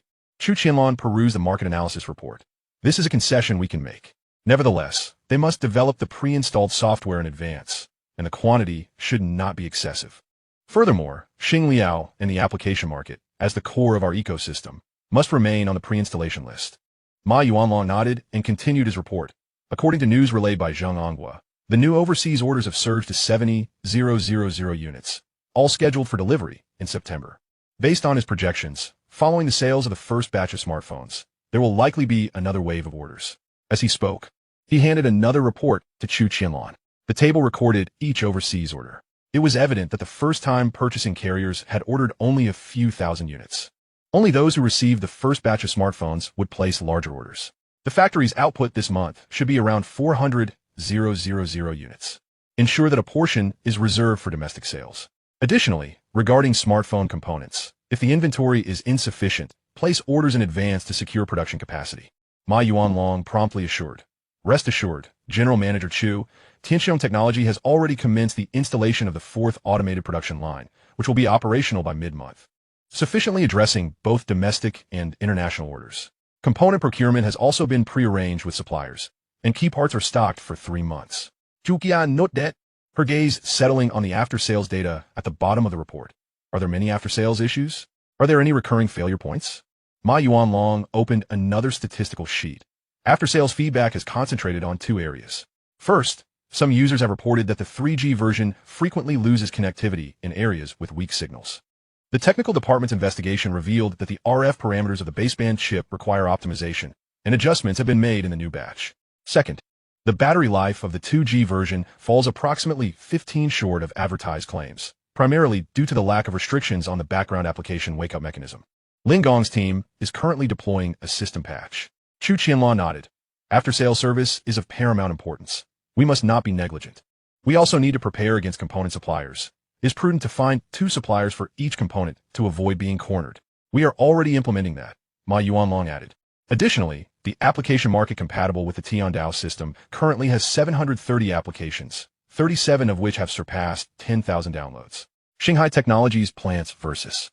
Zombies single-player version has the highest download count, exceeding 300,000 times, with many users purchasing phones specifically for gaming. Chu Qianlan raised an eyebrow. It appears that casual games are currently quite popular. Instruct Xinghai Technology to develop 2 more lightweight games and launch them before National Day. By the way, how are the negotiations with other smartphone manufacturers progressing? Ma Yuanlong sighed. Kunpeng and Meizu have confirmed the integration of the Tiandao system, and they are now working on hardware adaptations, expecting to release new devices by year-end. Although Tianyu has signed a contract, they are still in a wait-and-see mode. Honda Technology's smartphone will be released at the end of the month. Those manufacturers likely wish to compare the performance of the 2 systems. That comparison is indeed beneficial. It will highlight the disparities. Chu Qianlan remarked with a smile, urging the technical and public relations departments to pay close attention to this matter, ensuring that no one compares the strengths of the Anjou's system to our weaknesses. After Ma Yuanlong departed, Chu Qianlan reviewed the monthly report analysis sent by Su Yazi. Last month, Xinghai Technology experienced stable development, with the mobile version of Xingliao and various game apps contributing to a profit increase, peaking at 72 million after taxes. As the Qiming smartphones began distribution overseas, Xinghai Technology has also expanded its business beyond national borders. Presently, Xinghai Technology has established 15 overseas branches. These branches not only manage the data for software like Xingliao, but also assist in overseeing the operational data of the Tiandao system in various countries. Consequently, starting next month, a significant portion of Xinghai Technology's revenue will be allocated to support the operations of these overseas branches, resulting in a substantial decrease in profits. Fortunately, Fanxing Technology and Xingyuan Exploration have begun to turn a profit, reducing Xinghai Technology's financial dependency compared to previous times. In a month or two, once Fanxing Technology achieves widespread profitability, Chu Qianlan can consider gathering more research personnel to replicate more knowledge from the technological library. That evening, upon returning to Shenzhen University, Chu Qianlan encountered Lu Daocheng and Zhang Lei, who had also returned from the school anniversary celebrations. The anniversary event was exceedingly lively. As Zhang Lei entered, he exclaimed, tossing his coat onto a chair, "Xiao Ma actually came and even cut the ribbon with the principal." Unfortunately, the crowd was too dense, and we couldn't squeeze in for a photo. He continued, "But it's strange. Didn't Tao Yuansheng and Lin Qingsno sign up? Why didn't we see them perform on stage?" Chapter 182. Research and Development Progress and Costs. Lu Daocheng peeled an orange, glancing up. "Who says otherwise? I specifically checked the program list, and their names weren't on it at all. I heard that they were brushed off during the rehearsal a couple of days ago. It seems that after Vice Dean Wang was reassigned, the new Vice Dean has been quite strict, stating that their song had too much commercial flavor and did not align with the anniversary theme." Zhang Lei clicked his tongue. "What is this? Instant karma hitting like a tornado. Vice Dean Wang used to protect them, but with their support gone, naturally, no one is going to indulge them." He suddenly leaned closer to Chu Qianlan. "By the way, was the reassignment of Vice Dean Wang really your doing? Many people are spreading rumors." Chu Qianlan, engrossed in an email from the company, replied without looking up, "I don't have that kind of free time. Speaking of which, how is the campus communication app coming along?" Upon hearing this, Zhang Lei immediately perked up. Duming's tech team has completed the class schedule, checking, and seat reservation functions. I've negotiated with the student council regarding the event registration interface, and we can begin overall testing next week. Lu Daocheng popped a segment of orange into his mouth, mumbling, "I've also spoken with several clubs, and they're all willing to post their recruitment and event information on our app. We're just waiting for the test version to go live to see the results. By the way, Lao Si mentioned that the backend server needs optimization. It might lag with too many users online simultaneously." Chu Qianlan paused her fingers over the mouse. "Have Lao Si optimize the software. I'll arrange for Xinghai Technology to free up an old server for you." Zhang Lei's eyes lit up. "You're the most reliable, Lao San. Once we finish testing at Shenzhen University, we can promote it at several neighboring universities. Let us focus on getting this done first." Chu Qianlan closed the email interface, suggesting that during the testing phase, they should invite students from various majors for trial use. It's better to expose compatibility issues early than to face criticism after the launch. Following the anniversary celebrations, Chu Qianlan resumed his usual campus life. While the company continued to develop in a methodical manner, every day during classes he absorbed knowledge from the technological library, and, in his spare time, he worked on the architecture of the EDA tools. According to his original plan, he only needed a little over a month to complete the architecture for the 13 EDA tools. However, due to the significant time lost in classes by mid-September, He had only managed to draft the architecture for 9 software tools. On another Saturday morning, Chu Qianlan drove due Ming straight to the Xinghai Exploration Laboratory. Inside the EDA tool laboratory, Zhong Changfeng was leading his team in discussions around an LED screen, which displayed the final integration progress of the schematic design software. In just over 20 days, the number of researchers in the laboratory had more than doubled. It was only at this point that the environment began to resemble that of a large-scale experiment. Upon seeing Chu Qianlan enter, Zhong Changfeng rushed over, his face alight with barely contained excitement. General Manager Chu, the core module of the schematic design software has finally been debugged. We conducted a stress test overnight, and it ran continuously for 12 hours without crashing, with data interaction delays controlled within 0.3 milliseconds, fully meeting our expected standards. Chu Qianlan approached the screen, observing the nearly all-green architectural diagram. How did the outsourced programs fare? Did they all pass the tests? Zhong Changfeng remarked with a smile that although the outsourced program presented various challenges, it could be readily utilized with minor adjustments based on the recommendations provided by the Manhwa system. The outsourced software for schematic design had successfully passed all tests and was integrated with the core modules. Comprehensive testing had commenced, and if no issues arose, the schematic design software would be deemed fully developed. Chu Qianlan's gaze swept over the validated green modules. What about the confidentiality of the core algorithms? Were there any hidden backdoors in the outsourced programs? Zhong Changfeng handed over a report. All outsourced code had undergone a 3-tier scan by the Manhwa system, and all potential risk points had been rectified. The core database and dynamic scheduling module had been independently developed by our team, with the source code securely stored on local servers, eliminating any possibility of leakage. Wang Peng interjected. We have also implemented anti-reverse engineering measures. Critical functions have been encapsulated. Even if someone obtains the installation package, they will be unable to decipher the core logic. Chu Qianlan note that, her attention drawn to the testing data in the corner of the screen. Since the overall testing has shown no issues, let us expedite the generation of the installation package and synchronize it with Zhou Gong and his team. The control signal mapping table for the astronomical instruction set is nearing completion, and your software will soon enter practical testing. Upon leaving the EDA tool laboratory, Chu Qianlan proceeded directly to another laboratory. In Zhou Mingyuan's team lab, several computer screens displayed a dense array of code and signal diagrams, with team members diligently typing away and occasionally engaging in hushed discussions. Seeing Chu Qianlan enter, Zhou Mingyuan set aside his work and approached her. President Chu, the compilation of the control signal mapping table is in its final stages, with only 5 complex instruction signal adjustments remaining. He pointed to one of the computer screens. These instructions involve dynamic priority scheduling and parallel processing logic, with intricate signal interactions. We are meticulously verifying to ensure there are no logical gaps. Zhao Liwei also stepped forward, adding, according to our current progress, we can complete the mapping table for all instruction sets within 3 days, enabling us to test it in conjunction with Engineer Zhong's schematic design software. Chu Qianlan note that, her eyes scanning the signal mapping diagrams on the screen. During testing, we must focus on the logical integrity of the signal mapping table. Any issues should be reported promptly. The ability of the astronomical instruction set to demonstrate its advantages hinges on this crucial step. We understand, Zhou Mingyuan replied earnestly. To ensure a smooth testing process, we have already simulated various potential scenarios and prepared contingency plans. Chu Qianlan patted his shoulder. I appreciate your hard work. Once testing is successful, we will celebrate your team's achievements.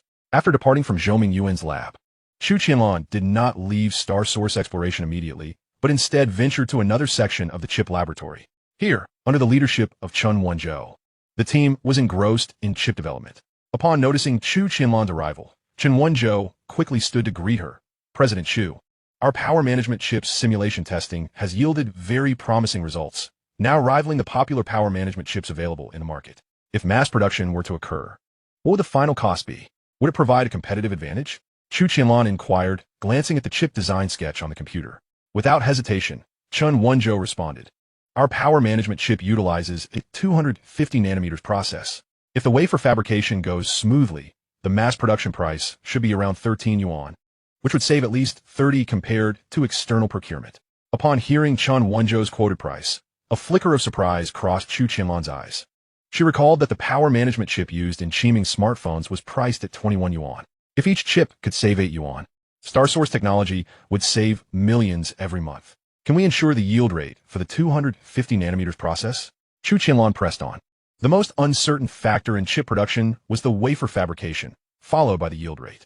Chen Wenzhou, confident, replied, "We have made several improvements during simulation testing, and the yield rate should be above 85. If Qiming smartphones were to use our chips, we could deliver samples for wafer fabrication next week." With mass production set for October, Chu Qianlan tapped her fingers on the table, contemplating for a long moment before making a decisive statement, then notified General Chu to prepare for mass production, prioritize supplying Qiming smartphones, and replace the currently procured chips. As star source exploration originated from lithium battery technology, developing battery management chips was not considered sensitive. If it were communication chips, she certainly would not agree to mass production. A glimmer of excitement flickered in Chen Wenzhou's eyes as he promptly replied, "Understood, President Chu. We will prepare the necessary materials for sample wafer fabrication to ensure timely progress." Chu Qianlan nodded, her gaze returning to the chip design on the computer screen. Aside from the power management chip, what is the progress on the development of other chips? Have we made any headway on the baseband and processor chips? Addressing this, Chen Wenzhou's expression grew serious. The development of baseband and processor chips is proving more challenging than anticipated, particularly the baseband chip, which involves complex communication protocols and patent barriers. Our team is still in the exploratory stage. Currently, we only have the TD and SCDMA chips that can barely be utilized. However, we have accumulated a number of patents. But due to foreign patent barriers, our patents are not yet applicable. Chu Qianlan mused, "Let's take it step by step. There is no need to rush. We should first stabilize and strengthen the power management chip and gather experience. As for the baseband and processor chips, we will develop them using the astronomical instruction set in the future. The patents for chips developed based on the existing instruction set are merely tools to contend with other chip companies." Chen Wenzhou, upon hearing this, could only sigh. Ever since he learned about the company's development of a new instruction set, he anticipated such an outcome. Fortunately, Chu Qianlan had agreed to mass-produce the power management chip, ensuring that their team's hard work would not be in vain. As Chu Qianlan exited the chip laboratory, she encountered Chu Feng, who was hurrying down the corridor, clutching a document. "President Chu, I've been looking for you," he said, handing over the document. "This is the second batch of development budgets submitted by Zhong Chongfeng's team for the EDA tools. They wish to expedite the development of the circuit simulation software." As Chu Qianlan reviewed the document, her gaze lingered on the figure of 8 million. Instruct the finance department to prioritize the allocation of funds. Since the schematic design software is stable, we should promptly initiate the subsequent tool development. Suddenly recalling something, she looked up and asked, "What's the progress on the patent application for the astronomical instruction set?" "The core architecture has been submitted, and we have received the patent acceptance notification. The 78 derivative technology patents are being submitted gradually, with an expected preliminary review acceptance notification by early next year," Chu Feng noted, flipping through his notebook. "The legal department has indicated that the originality of this instruction set is sufficient to support our establishment of a patent barrier." Chu Qianlan nodded. "That is good to hear. Once the schematic design software is completed, have the legal department follow up and file the patent applications immediately."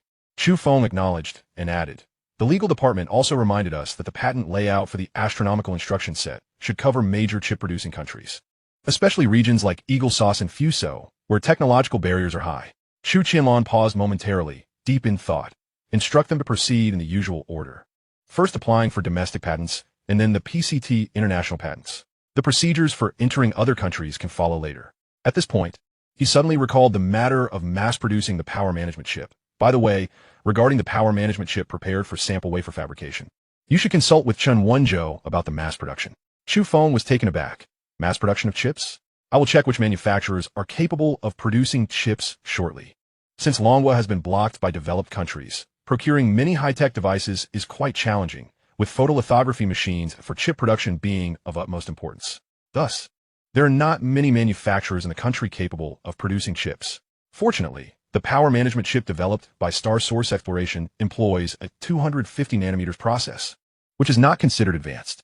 Otherwise, should production be desired, it seems we must place an order in Taiwan." Upon returning to Galaxy Technology, Chu Qianlan had scarcely settled into his seat when Su Yeji delivered an urgent document. "President Chu, an operator from India has expressed intent to order 50,000 units of the Qiming phone. General Manager Ma has already gone to meet them and inquired whether you would like to join." Chu Qianlan took the document and glanced over it, letting out a soft chuckle. The potential of the Indian market is indeed considerable. Yet the commercial environment there is rather unique. Let General Manager Ma ascertain their credibility and payment methods first. After a brief pause, he added, inform General Manager Ma that India manufacturers will only dispatch goods upon receiving full payment. Furthermore, it should be explicitly stated in the contract that we shall bear no responsibility should local policy changes hinder normal sales. Drawing upon his memories from his past life, Chu Qianlan was aware of India's business practices. He certainly did not wish to sell tens of thousands of phones only to receive a deposit, with the remaining balance never materializing. At 3 in the afternoon, Ma Yuanlong hurried into the office, a look of exasperation on his face. President Chu, the Indian operator indeed shows sincerity, producing a 20 deposit check on the spot, but they insist on a payment term, claiming that local distributors operate this way. Chu Qianlan shook his head. Payment terms are non-negotiable. The deposit can be reduced, but full payment must be received prior to shipment. The Indian market lacks commercial credit. Our phones will sell regardless, and we need not take such risks. Ma Yuanlong sighed. I conveyed that to them, but they remained steadfast, even suggesting they might explore other brands. Chu Qianlan was unfazed. At this juncture, our Qiming phone boasts exceptional cost performance, with no competitors in sight. Ma Yuanlong nodded. By the way, they also expressed interest in us establishing an assembly plant in India, claiming it would provide tax benefits. Build a factory? Chu Qianlan. Their conditions are merely for show and will not be fulfilled. We have no intention of setting up a factory in India. The adage what is earned in India is spent in India is quite popular in later years. Ma Yuanlong's expression shifted to one of understanding. I see. I shall respond to them in accordance with your wishes. Chu Qianlan tapped his fingers lightly on the table, adding, do not close the door entirely. You may tell them that should they agree to full payment upon delivery, we can offer a 3 discount as a gesture of goodwill. As for the factory, a polite refusal will suffice. He paused, his tone taking on a hint of coldness. While the Indian market is indeed promising, the risks are substantial. We need not entangle ourselves in a quagmire for short-term gains. Chapter 184, GMS Hona Mobile.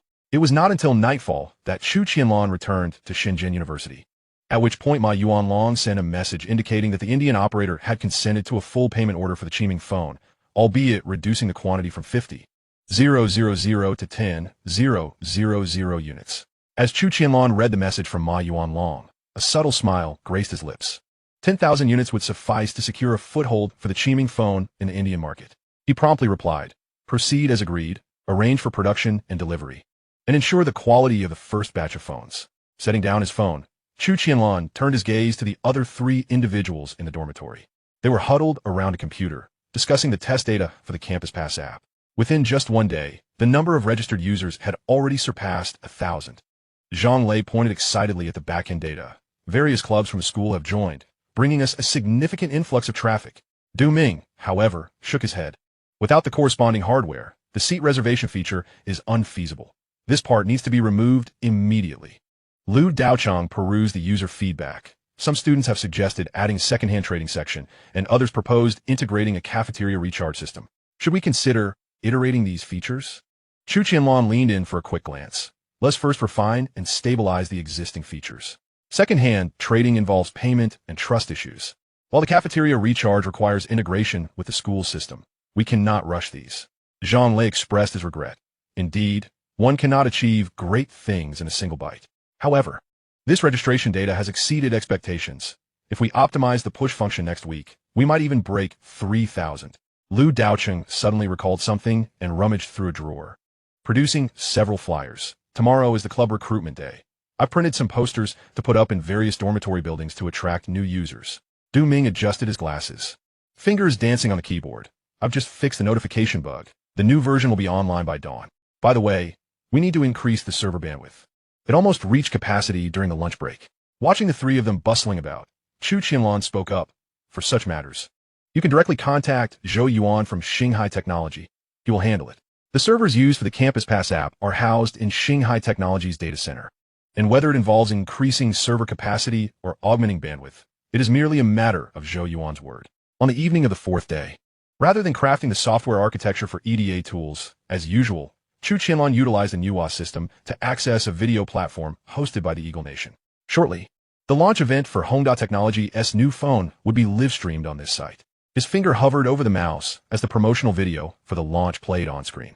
The host from Eagle Nation excitedly introduced the revolutionary breakthroughs of the Anhwa system, with the flowing code on the backdrop reminiscent of the Tiandao system's demonstration. yet lacking a certain fluidity. Once again, this was the same old promotional spiel. He allowed a quiet scoff and opened the real-time data panel of the Manhwa system. The backend was synchronously capturing the technical parameters from the launch event, comparing them item by item with the specifications of the Qiming phone. The processors were of the same model, the battery capacity was 200 milliamp hours less. The screen measured only 32 inches, and while the resolution remained the same, the touch sampling rate was lower by 10 Hz. The live stream abruptly transitioned to the product showcase, where Xinghai Technology's CEO held up the new device, rotating it as the metallic frame glimmered under the spotlight. Equipped with Manhwa System 10, it supports multitasking and application market downloads. Chu Qianlan's gaze fell upon the performance demonstration in the corner of the screen, where noticeable frame drops occurred when switching between the browser and music software, while the barrage of comments overflowed with smooth and stunning praise. He casually captured a segment of the video and sent it to Ma Yuanlong with a note: prepare a comparative press release highlighting the memory compression technology of the Tiandao system. Before long, Ma Yuanlong's response arrived. The technical department has conducted 3 sets of comparative tests. The Tiandao system's application launch speed is over 60 faster under the same hardware conditions. We will send out the comparison video first thing tomorrow morning. After finishing his reply, Chu Qianlan returned his attention to the live stream. At that moment, the host was demonstrating the application market of the Manhwa system, where among the scant few dozen applications, the majority were utility software with only 2 gaming apps present. Midway through the event, a senior executive from Gugu suddenly took the stage, announcing that they would provide the full suite of GMS services for Xinghai Technology's HT1 smartphone. The audience erupted into applause, and the comments overflowed with cheers of the ecosystem is secured. Chu Qianlan let out a soft sigh. This truly was the lethal blow. Gugu's existing service ecosystem indeed represented a current shortcoming for the Tiandao system. However, the Tiandao system had already seized the market, which was its advantage. He sent another message to Ma Yuanlong: accelerate the localization of overseas applications, particularly the mapping services. We must expedite our layout. As the live stream approached its conclusion, Xinghai Technology's CEO announced the pricing: $399. The barrage of comments erupted in excitement, yet Chu Qianlan merely closed the live stream page.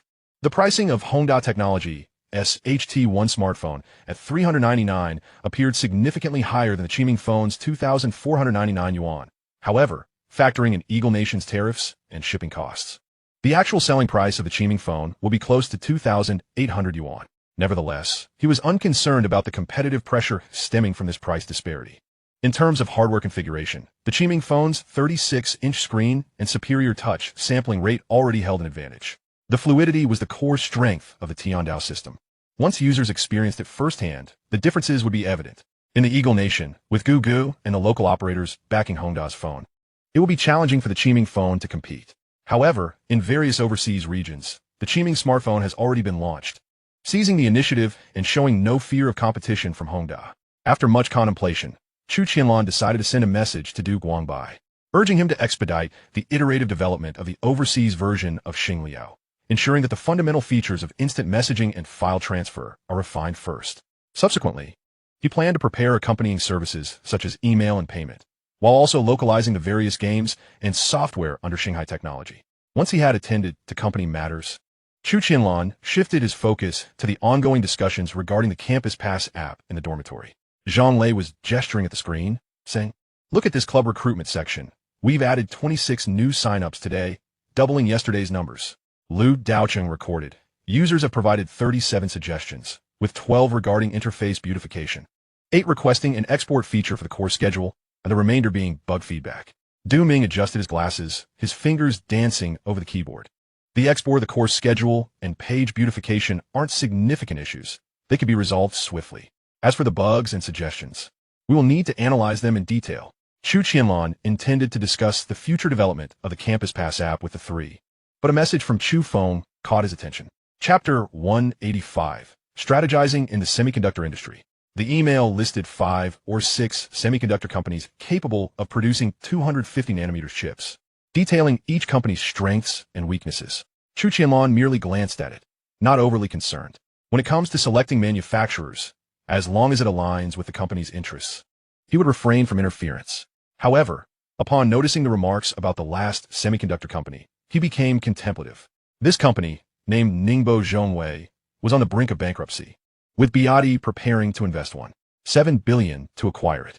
At that moment, Xingyuan Exploration was developing instruction sets and EDA tools, and when the timing was right, it would undoubtedly create its own chips. The necessity of addressing the chip production aspect would eventually arise. Otherwise, even if advanced chips were designed, they would be futile without the means to produce them. This was not mere paranoia on Chu Qianlan's part, but rather an acknowledgement that the lifeblood of chip production in Manhwa remained under foreign control.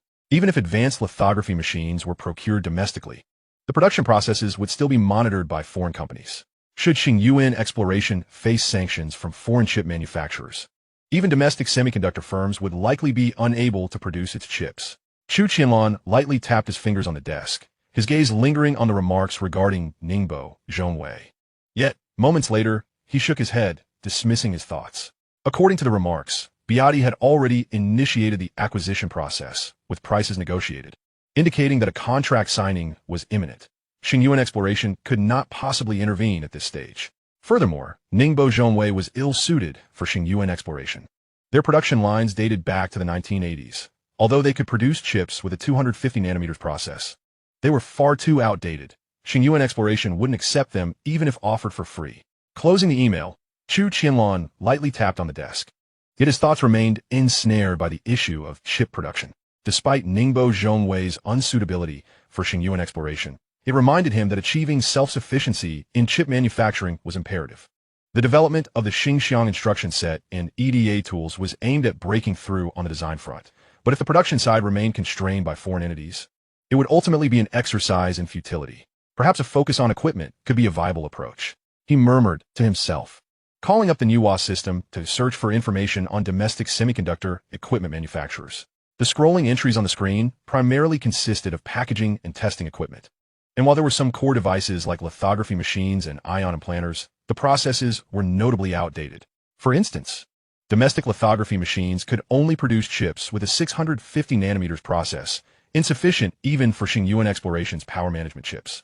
Consequently, he had no choice but to turn his attention abroad. Chu Qianlan inputted command for the Manhwa system to search for foreign information. Names like ASML from the Netherlands, Applied Materials from the Eagle country, and Lam Research loomed like insurmountable mountains on the path to domestic chip manufacturing. The lithography machines from ASML were an unavoidable obstacle. He scanned the data popping up on the screen. The most advanced lithography machines commanded prices exceeding $100 million, with stringent qualification reviews for buyers. Companies like Xingyuan Exploration found it exceedingly difficult to attain purchasing qualifications. Suddenly, the Manhwa system displayed a prompt. A certain semiconductor equipment manufacturer, Hans, had a second-hand deep ultraviolet lithography machine for sale capable of a 90 nanometers process, priced at 23 million euros. A glimmer of hope flickered in Chu Qianlan's eyes. While the 180 nanometers process was not cutting-edge, it sufficed to meet Xingyuan Exploration's current chip production needs and could even support research and development for the coming years. Ultimately, he shook his head, severing the connection with the Manhwa system.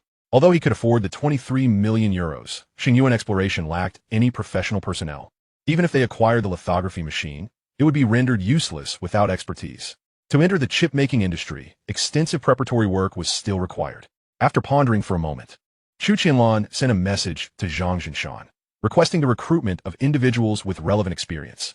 Zhang Zhinshan's response arrived swiftly. Mr. Chu, it's challenging to recruit experts in the semiconductor equipment field, especially those familiar with lithography machines. I've instructed headhunters to focus on contacting experts returning from abroad, but it may take some time. Chu Qianlan lightly tapped his fingers on the table's edge in reply.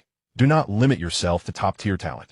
First, seek out a few management personnel familiar with the relevant equipment to form a small team. I plan to establish a facility that meets production standards to conduct some preliminary preparations. Additionally, monitor the progress of Ningbo Zhongwei's acquisition and see if we can attract a few core technical personnel from their team. As Chu Qianlan shut down his computer, the discussions in the dormitory continued. Lu Daocheng was sketching on paper. The cafeteria recharge system can't be integrated. So how about we add a feature for checking campus car balances? We could coordinate with the student union to secure the interface. Zhang Lei nodded. I'll make a trip to the administration building tomorrow. By the way, should we add a lost and found section? Someone in the club group mentioned they couldn't find a place to post the message. Du Ming adjusted his glasses. We can add the feature, but it should require real name authentication to prevent misuse. I'll write the module code tonight, and it can be online the day after tomorrow. Listening to the three's discussion, Chu Qianlan gently tapped the table. Adding a lost and found with real name authentication is indeed wise. But let's not complicate the process too much. Linking it to campus card information or the real name account of Xing Liao should suffice. Zhang Lei clapped his hands. Old 3 is quite thoughtful. Let's go with the campus card information. It's convenient and ensures authenticity. Luke Douching noted the key points on paper. Then tomorrow, besides visiting the administration building, I'll head to the security office to inquire if we can synchronize their lost property registration information to avoid redundant postings. The next morning, as Chu Qianlan stepped into the classroom to commence the lesson, Su Yeji forwarded the pre-sale results of Hongda's smartphones in the Eagle country. In just 1 hour, the 200,000 smartphones released by Xinghai Technology were sold out. Chu Qianlan examined the message from Su Yeji, his fingers absent-mindedly tapping along the edge of the textbook. The pre-sale figures of 200,000 units were sufficient to demonstrate the allure of the Manhwa system in the Eagle country market, particularly with the backing of the Google GMS service ecosystem, which genuinely resonated with user demands. He casually replied, "Have the marketing department closely monitor user feedback on Hongda smartphones, focusing on system smoothness and application compatibility issues." Although Xinghai Technology's pre-sale performance was commendable, Chu Qianlan breathed a sigh of relief. The mere pre-sale of 200,000 units indicated a lack of inventory, and production capacity was not particularly high. This fact was undoubtedly good news for the Qiming smartphone from Fanxing Technology. At least for the time being, the competitor would not impact their market. Chu Qianlan tucked away his phone and once again immersed himself in the vast ocean of knowledge within the technology library. Until evening, far away in the land of the Eagle country, Zheng Onghua sent a message that invigorated Chu Qianlan. Chapter 186, Permission from the Eagle Country. Zheng Ongua's message was succinct. President Chu, the FCC in Eagle Country has relented. The testing of the Qiming phone has passed, and we can obtain the network access license next week. Chu Qianlan's fingers paused momentarily on the screen before he replied, "Instruct the legal department to follow up promptly. Once we secure the license, arrange for distribution at the earliest opportunity." With the launch of Hongda's phone capturing the initiative in Eagle Country, it would be of little significance to expend resources to obstruct the Qiming phone. Presumably, the easing of restrictions by the FCC was a result of Gu Ji's decision to cease further obstruction. Zheng Onghua responded almost instantaneously, "Understood. I have contacted 3 local distributors, all of whom are willing to stock the initial batch. We are just awaiting the license. The first order comprises 20,000 phones, and we hope the factory can prioritize shipment." As Chu Qianlan read Zheng Ongua's message, he fell into contemplation. Although the initial order of 20,000 units was not particularly large, it represented a crucial step towards penetrating the Eagle country market. He promptly replied, "As soon as the license is issued, we will dispatch the phones." Setting aside his phone, Chu Qianlan opened the Manhwa system, browsing domestic and international technology forums to examine various opinions on the Hongda phone launch. On one technology forum from Eagle country, someone shared a video of testing the HT1 in a physical store, revealing noticeable lag when the Hongda phone switched applications. The fluidity was evidently inferior to the previously leaked Qiming phone. With Gu Ji's GMS service support encompassing email, maps, and payments, it appeared that, at least in Eagle country, the ecosystem of the Qiming phone fell short of that of the Hongda HT1. Throughout the entire phone launch event, the host did not make any comparisons with the Qiming phone. Was this disdain or merely fear? Priced at $399, it was not particularly inexpensive. With just a little more, one could purchase a fruit phone. On another domestic technology forum, discussions regarding the Hongda phone and the Manhwa system proliferated. I watched the fluidity video of the Hongda HT1. The frame drops during application switching are evident. If it were the Tiandao system, it would surely not be this cumbersome. Enough with the boasting. Their GMS suite is comprehensive. With a mature ecosystem of email, maps, and app markets, what does the Starlit Tiandao system have to compare? Why the rush? Didn't Starlit Technology claim they would open source? Once domestic manufacturers adopt the Tiandao system, the ecosystem will gradually develop. As a well-established company, Google will quickly promote the Manhwa system. Perhaps, in no time, a second phone equipped with the Manhwa system will be launched. This is something Starlit Technology certainly cannot match. I heard Kunpeng and Milan are also set to release phones with the Tiandao system. If they can collaborate to develop the ecosystem, they might just compete with Google. Observing these discussions, Chu Qianlan lightly tapped his fingers on the table.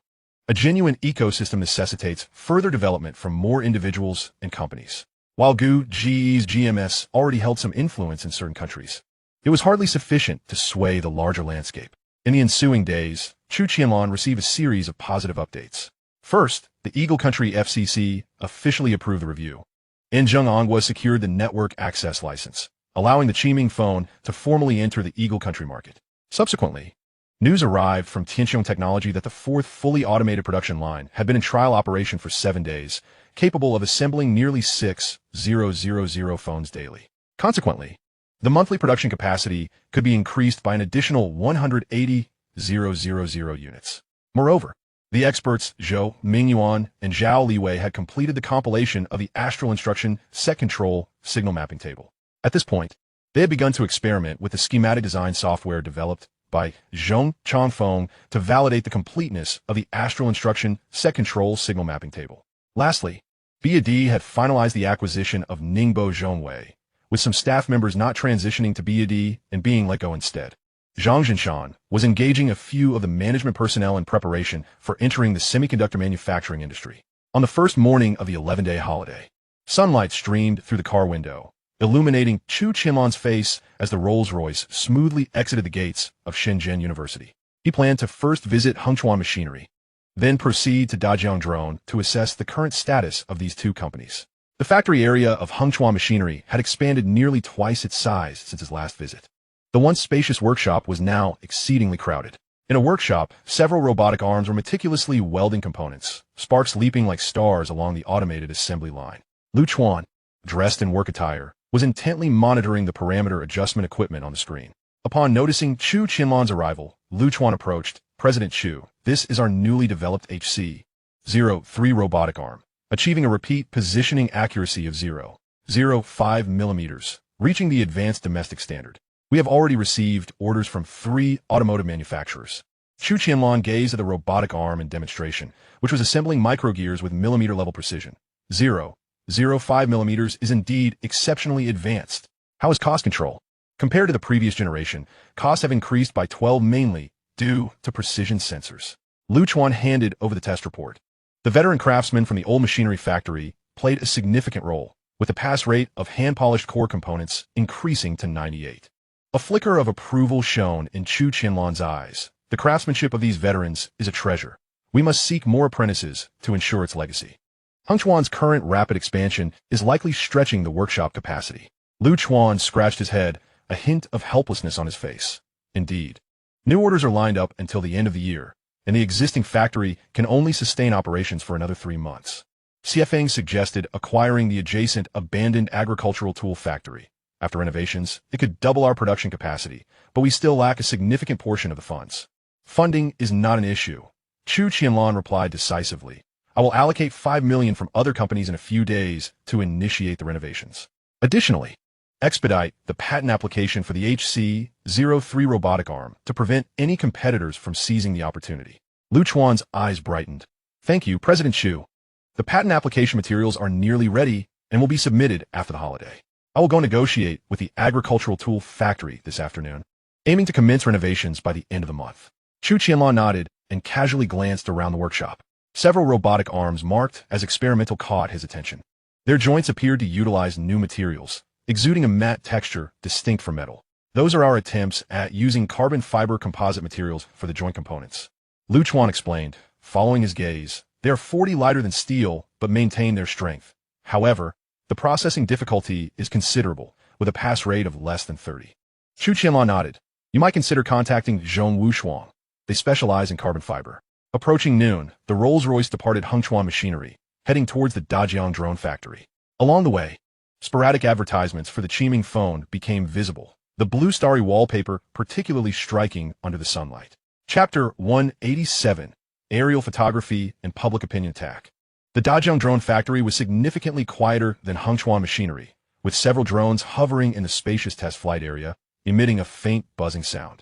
Wang Tao, laptop in hand, was focused on the flight data displayed on the screen, while Zhu Xiaoshui stood beside him, occasionally pointing at the screen and commenting.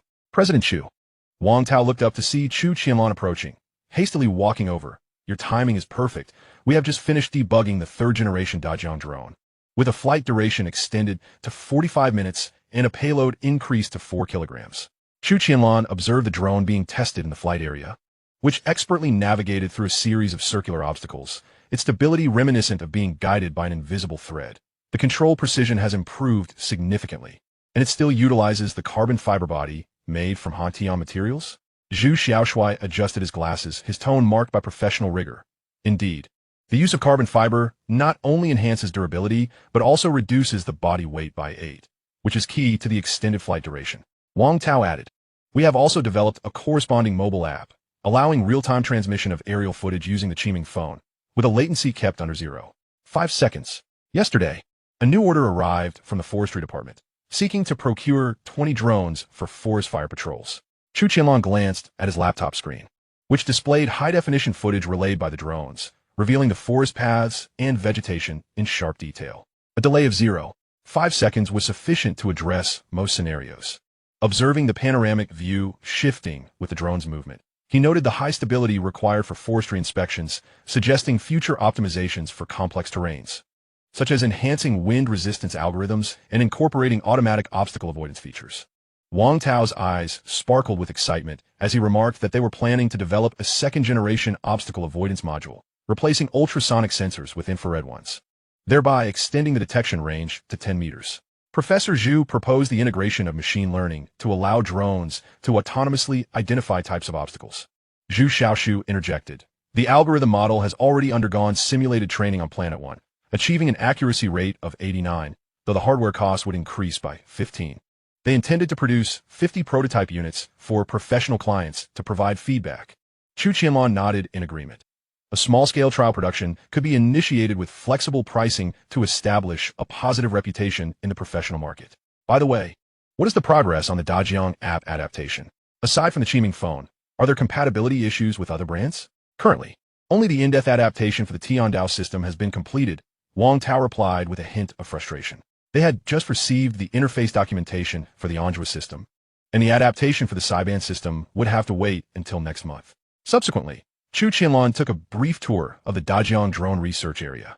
Compared to a year ago, the Dajiang drones had made significant strides.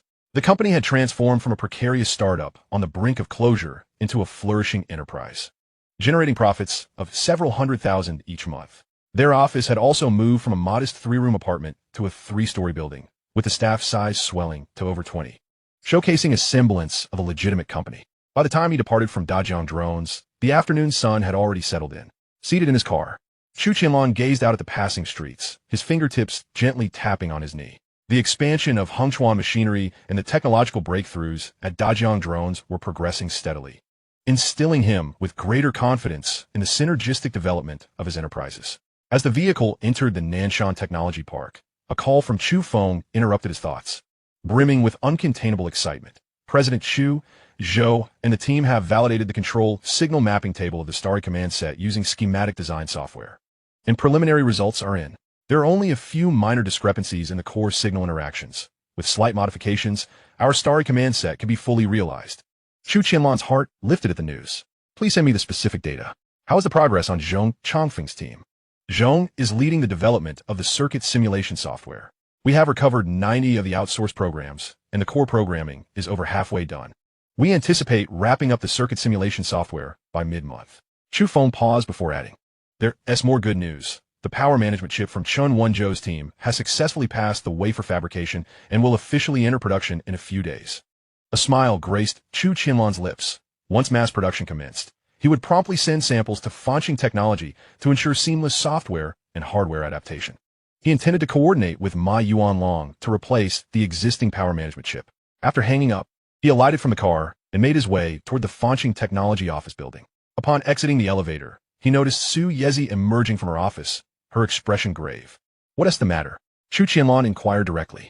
Su Yezi, upon seeing him, brightened momentarily and hurriedly approached. "President Chu, since this morning, numerous forums have been rife with discussions targeting our Xinghai Technology, especially on Xingliao, which has become a focal point of criticism." Chu Qianlan's brow furrowed slightly. Do we have any leads on the instigators? In situations like this, he knew without needing to ask that there were individuals deliberately aiming to undermine Xinghai Technology.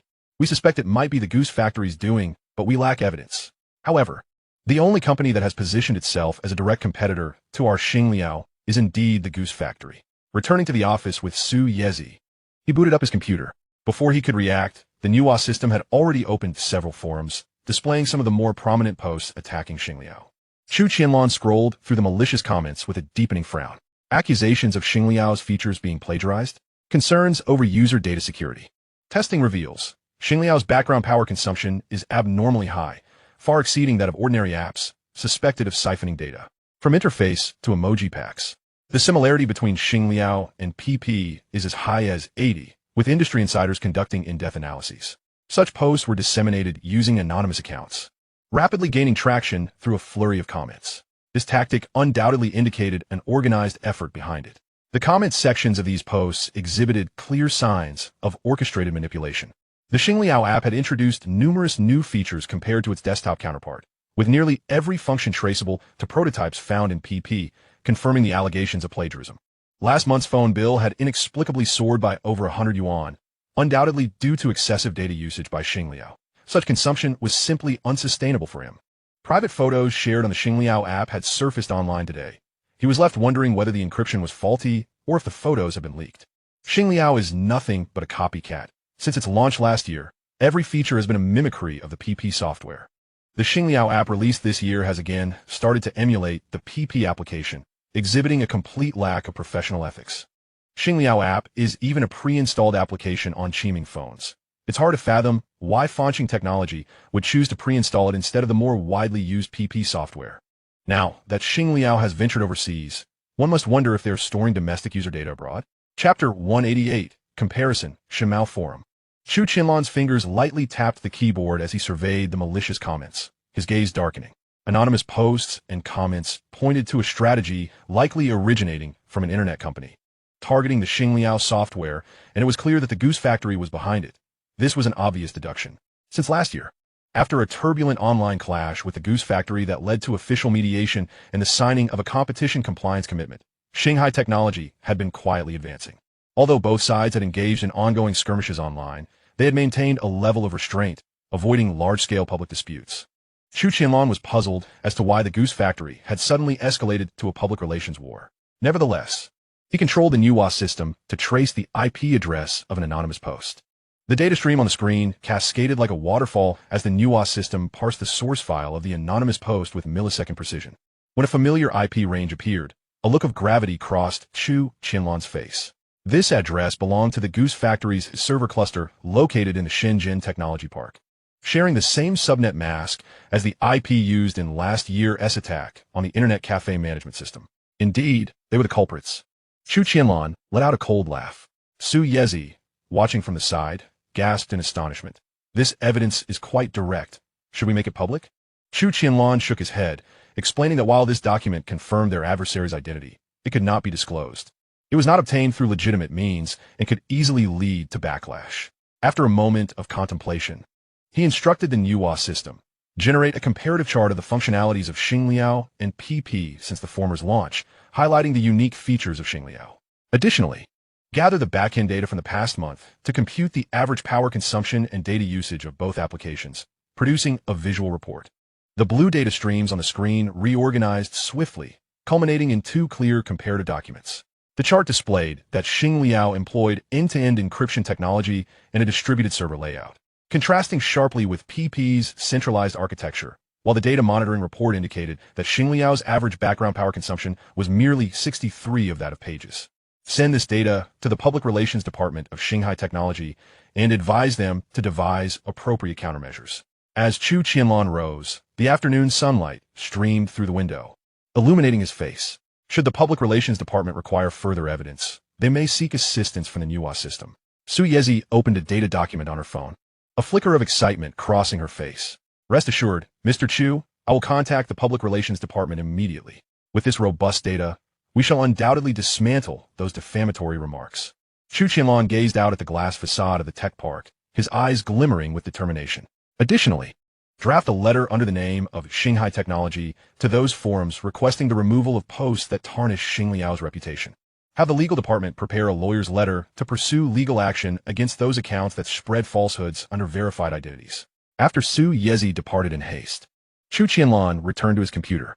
The Manhwa system was diligently monitoring online public sentiment, although the posts attacking Xingliao were still gaining traction. Dissenting voices began to emerge in the comment sections. A recent comparison revealed that the offline file transfer feature of Xingliao was unparalleled in speed, far surpassing that of the PP software. In this regard, Xingliao undeniably held the advantage. The blogger's claims were nothing short of fabrications. Xingliao had originated from multi-person voice chat. At the time, PP software lacked any voice chat functionality. While it was true that using the voice dialogue feature on the Xingliao app consumed more data than text chat, it was still reasonable. The blogger's increased expenses could either be due to not having a data plan or exceeding their data limit. Chu Qianlan tapped his fingers lightly on the desk, his gaze softening upon witnessing the emergence of rational voices in the comment section. At least many netizens demonstrated discernment. After a moment's contemplation, he messaged Lin Yu, add a new tool to the Qiming phone for monitoring the data usage and power consumption of each application in real time. Lin Yu responded almost instantly. Mr. Chu, this feature is technically feasible. We could develop it based on the system's underlying battery and data statistics interface. We anticipate a test version will be ready by tomorrow to be embedded within the phone management application. Chu Qianlan considered the message, tapping his fingers on the edge of the desk. The real-time monitoring tool would not only serve to vindicate them, but also enhance the user's sense of control over the system. A delightful surprise. He promptly replied, prioritize its development. Push the system update immediately upon successful testing. Closing the Xingliao chat window, Chu Qianlan once again turned his attention to the public sentiment data monitored by the Manhwa system. The offensive from the Goose Factory was evidently premeditated. Beyond the forum posts, several tech media outlets had begun to follow suit with inflammatory articles. Chu Qianlan scoffed at this. While forum posts could be made anonymously, these tech media outlets operated under verified identities. Since they dared to take the lead, they could expect a lawyer's letter. At 2 p.m., the counterattack from the Public Relations Department of Xinghai Technology arrived as anticipated. They first released a white paper on Xingliao's features on their official website, clearly illustrating the timeline of feature iterations from the launch of Xingliao in 2007 to the present, with each new feature accompanied by patent application dates and development logs. Notably, the launch times for the multi-person voice technology and offline transfer features preceded similar functionalities in PP by 3 to 6 months. Following this, the tech media outlet Xinghai Technology News published a third-party evaluation, which, through comparative testing under identical hardware and network conditions, confirmed that after 1 hour of continuous voice calling, Xingliao consumed 28 less power than PP, with background data usage only 59 of that of the latter. The evaluation included real-time monitoring videos that clearly documented the operational data of both software applications. Finally, the legal department of Xinghai Technology sprang into action, sending out a series of lawyers' letters. The bloggers and media outlets that had jumped on the bandwagon immediately deleted their posts upon receiving the letters, with some even issuing apologies, fearful of potential lawsuits. Of course, there were those who remained obstinate, dismissing Xinghai Technology's lawyers' letters entirely and continuing to pin posts that defamed Xingliao, particularly in certain forums. After receiving letters from Xinghai Technology, they merely replied that it was a matter of individual user behavior, unrelated to the forum itself. One forum, Shunmao Dazavi, even posted Xinghai Technology's request for post removal, claiming that freedom of speech prevailed within the forum, and they would not succumb to any pressure. Upon receiving feedback from the Public Relations Department, Chu Qianlan snorted disdainfully and logged into the Shunmao Dazahui forum. Prominently displayed was Xinghai Technology's request for post removal, followed by a plethora of comments, most of which mocked Xinghai Technology for its apparent insecurity. With a cold smile, Chu Qianlan issued a directive to the Manhwa system to retrieve all posts deleted by that forum over the past 3 months, categorizing and compiling them. He ordered a comparison with the entirety of the internet to verify which of the top 100 posts on Shunmao Dazahui were false rumors, compiling evidence, and forming a report. Chapter 189, Double Standards. The virtual brain of the Manhwa system operated at breakneck speed, and the screen quickly filled with a torrent of back-end data from the Shunmao Dazahui forum. The red-marked sensitive categories related to politics and pornography accounted for over 30%. Such statements, when deleted, were politically correct in Manhwa, leaving no room for criticism. Additionally, categories such as commercial defamation and personal attacks were classified based on the reasons for post-deletion. Some posts have been displayed on the forum for several days before deletion, while others were removed immediately after being posted. The reason for such discrepancies eluded Chu Qianlan, but it was undoubtedly unrelated to the forum's proclaimed freedom of speech. After a brief moment, another report was generated detailing the Manhwa system's analysis of the top 100 posts on Shunmao Dazahui. The most striking data indicated that among the top 100 popular posts, 23 were marked as false rumors, with 11 involving commercial defamation. Yet none had been removed from the forum. For instance, a post titled "Exposing the Theft of Eagle Sauce's Patent" by Kunpeng Communications had remained pinned for 18 days, accumulating over 1 million views. However, according to the information found by the Manhwa system, the communication technology mentioned in the post had long been patented by Kunpeng Company. This was undoubtedly slanderous information, yet the forum administrators had persistently refused to delete it. It was evident to all that something was amiss. Chu Qianlan fixated on the report displayed on the screen, his fingers rhythmically tapping out a cold, hard beat on the desk. Xinghai Technology forum, while boasting freedom of speech, selectively condoned posts that engaged in commercial defamation and even publicly circulated Xinghai Technology's request for post removal to incite public opinion, all while deleting a significant number of posts. This operation undoubtedly epitomized double standards. Manhwa, he commanded, organize the evidence chain for these 23 false rumor posts into a public document, emphasizing the publication dates and view counts. Additionally, select some records of deleted posts to attach at the end. His tone was calm, yet his eyes concealed a glint of sharpness, particularly regarding the post attacking Kunpeng Communications, which should include a comparison of the patent certificate and timeline diagram. The blue data streams reassembled, and a visually appealing report was swiftly generated. Each defamatory post was accompanied by rebuttal evidence, including screenshots from the patent office and reports from authoritative media debunking the claims. Chu Qianlan transmitted the document to Du Guangbai, instructing him to forward the report to the Public Relations Department for anonymous distribution to Xinghai Technology News and several mainstream media outlets. Furthermore, he directed the legal department to prepare evidence for lawsuits against those verified accounts spreading falsehoods, including bringing Xinghai Technology forum into the fold. Upon receiving the message, Du Guangbai quickly coordinated with the public relations and legal departments to advance this matter.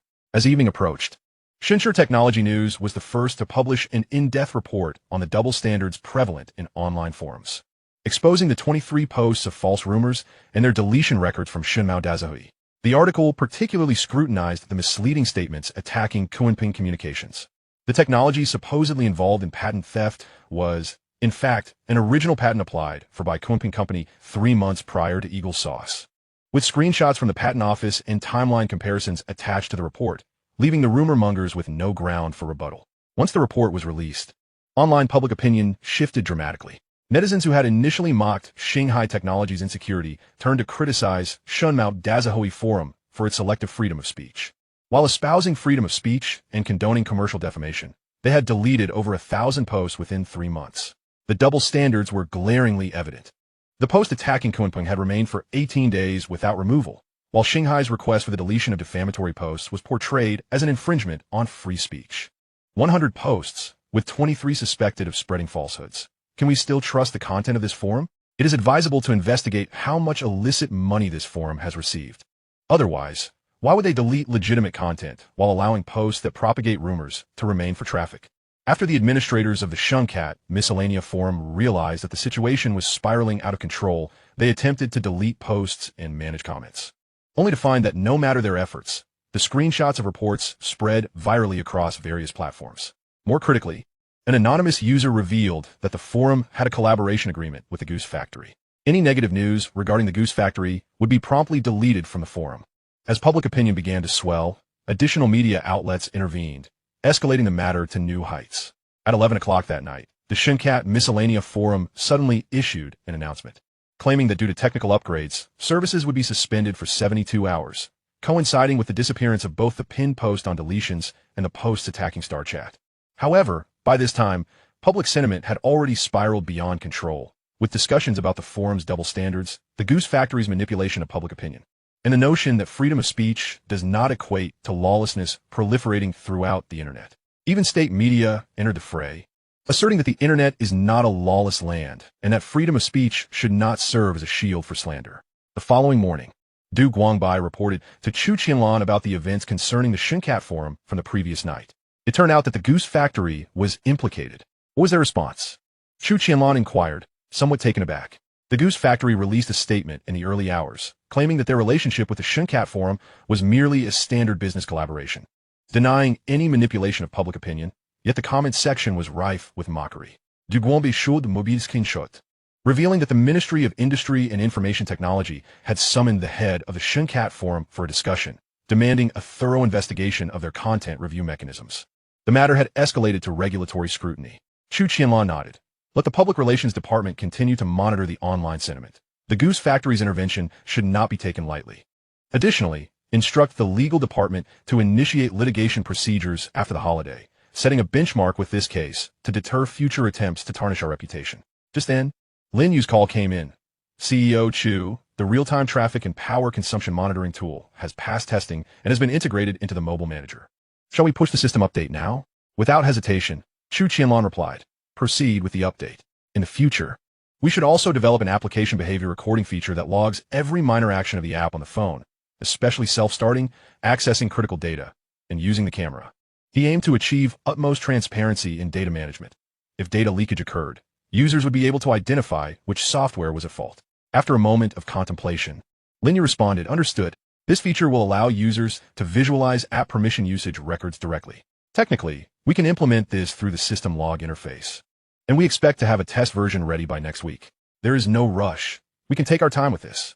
Chu Qianlan hung up and turned his attention back to Du Guangbai. Manhwa. Has there been any significant development with StarChat recently that might have provoked the Goose Factory to wage another campaign against us? After yesterday's attack from the Goose Factory, he had pondered extensively, but had yet to discern any clarity. He could only vaguely surmise that this situation was connected to the StarChat software. The various businesses of Xinghai Technology have been steadily progressing, with no irregularities to report. In fact, due to the soaring sales of the Qiming phone, the mobile user base of StarChat had significantly increased. Chapter 190, The Cause, Semiconductor Talent. Chu Qianlan lightly tapped his fingers on the table. Deep in thought, the surge in mobile users suggests that the Goose Factory feels threatened. Their PP platform has a solid foundation on PC, yet they have noticeably lagged in the mobile sector. StarChat, riding the wave of the Qiming phone, has seized the opportunity, which has evidently unsettled them. With this realization, a flicker of excitement sparked in Chu Qianlan's eyes. His original plan was to promote the StarChat app through smart devices and the Tiandao system, establishing it as the most influential instant messaging software on mobile platforms. However, he had not anticipated that his initiative would be detected by the Goose Factory so swiftly. Du Guangbai nodded in agreement. According to the backend data, StarChat's mobile user base has tripled in the last 2 months, with active users nearing 600,000. Particularly among younger demographics, StarChat's voice chat and file transfer functions are highly regarded. In contrast, PP's mobile platform still clings to outdated PC designs, suffering from frequent lags and power consumption issues, leading to numerous user complaints. A glimmer of understanding crossed Chu Qianlan's eyes. This makes perfect sense. The Goose Factory intends to hinder our progress through a war of public opinion, hoping to accelerate their mobile platform's iteration while we are preoccupied with managing public sentiment. It appears they still have backup plans. Please have the Public Relations Department keep a close watch on major forums. Du Guangbai's expression sharpened. I will arrange that immediately. However, CEO Chu, the Goose Factory has been entrenched in the social sector for years, with a vast user base. Should we not strategize a preemptive response? Perhaps introduce some differentiated features? After a moment's reflection, Chu Qianlan shook his head. Our desktop version of StarChat should suffice in meeting basic office and entertainment needs. As for the mobile version, it should prioritize simplicity and practicality. Given the current mobile hardware and network conditions, excessive features would diminish the app's fluidity. Du Guangbai, pondering this, nodded in understanding. You are correct. The current 2G network and mobile hardware indeed cannot support overly complex functionalities. Thus, we should refine the foundational experience to perfection. The clarity of voice calls and the stability of file transfers. If we excel in these details, users will naturally notice the difference. Chu Qianlan tapped lightly on the table. We must not only focus on the details, but also convey our sincerity to users. Instruct the technical department to add a data-saving mode that automatically compresses voice and image transmission bandwidth under 2G or 3G networks, minimizing users' data consumption. This feature should be particularly beneficial for students and users in remote areas. That's a brilliant idea. Du Guangbai's eyes lit up. I will communicate this to the technical department and strive to produce a test version this week. Chu Qianlan called him back. There's one more thing. Ensure that the legal department meticulously processes the lawsuit against the Xinghai Forum and the accounts spreading rumors. Du Guangbai understood the implication. You wish to use this case as a precedent, making it clear to those who might attempt to defame us that there are consequences for slander. Precisely, Chu Qianlan gazed out the window. Since they dare to accept money to malign us, they must also be prepared to face the repercussions.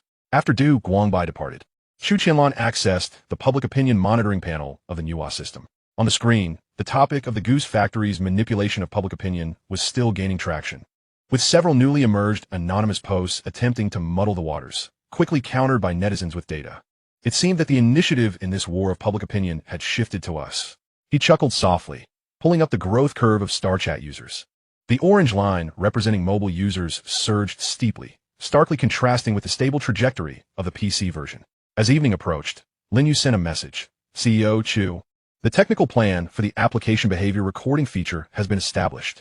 We will capture application permission usage data in real time through the System Log API, allowing users to view detailed records in the mobile manager, including invocation times, frequencies, and data types. Chu Qianlan replied, highlight sensitive permission invocations, such as camera and contacts access, and send reminders to users. Additionally, implement a permission firewall feature, allowing users to manually restrict the app's background activities. Lin Yu replied instantly, understood.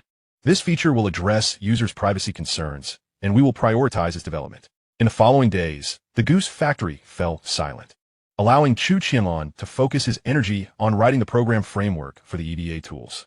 At this stage, he had completed the frameworks for 11 out of the 13 EDA software packages, and with another 7 to 8 days, he anticipated finishing the software framework tasks.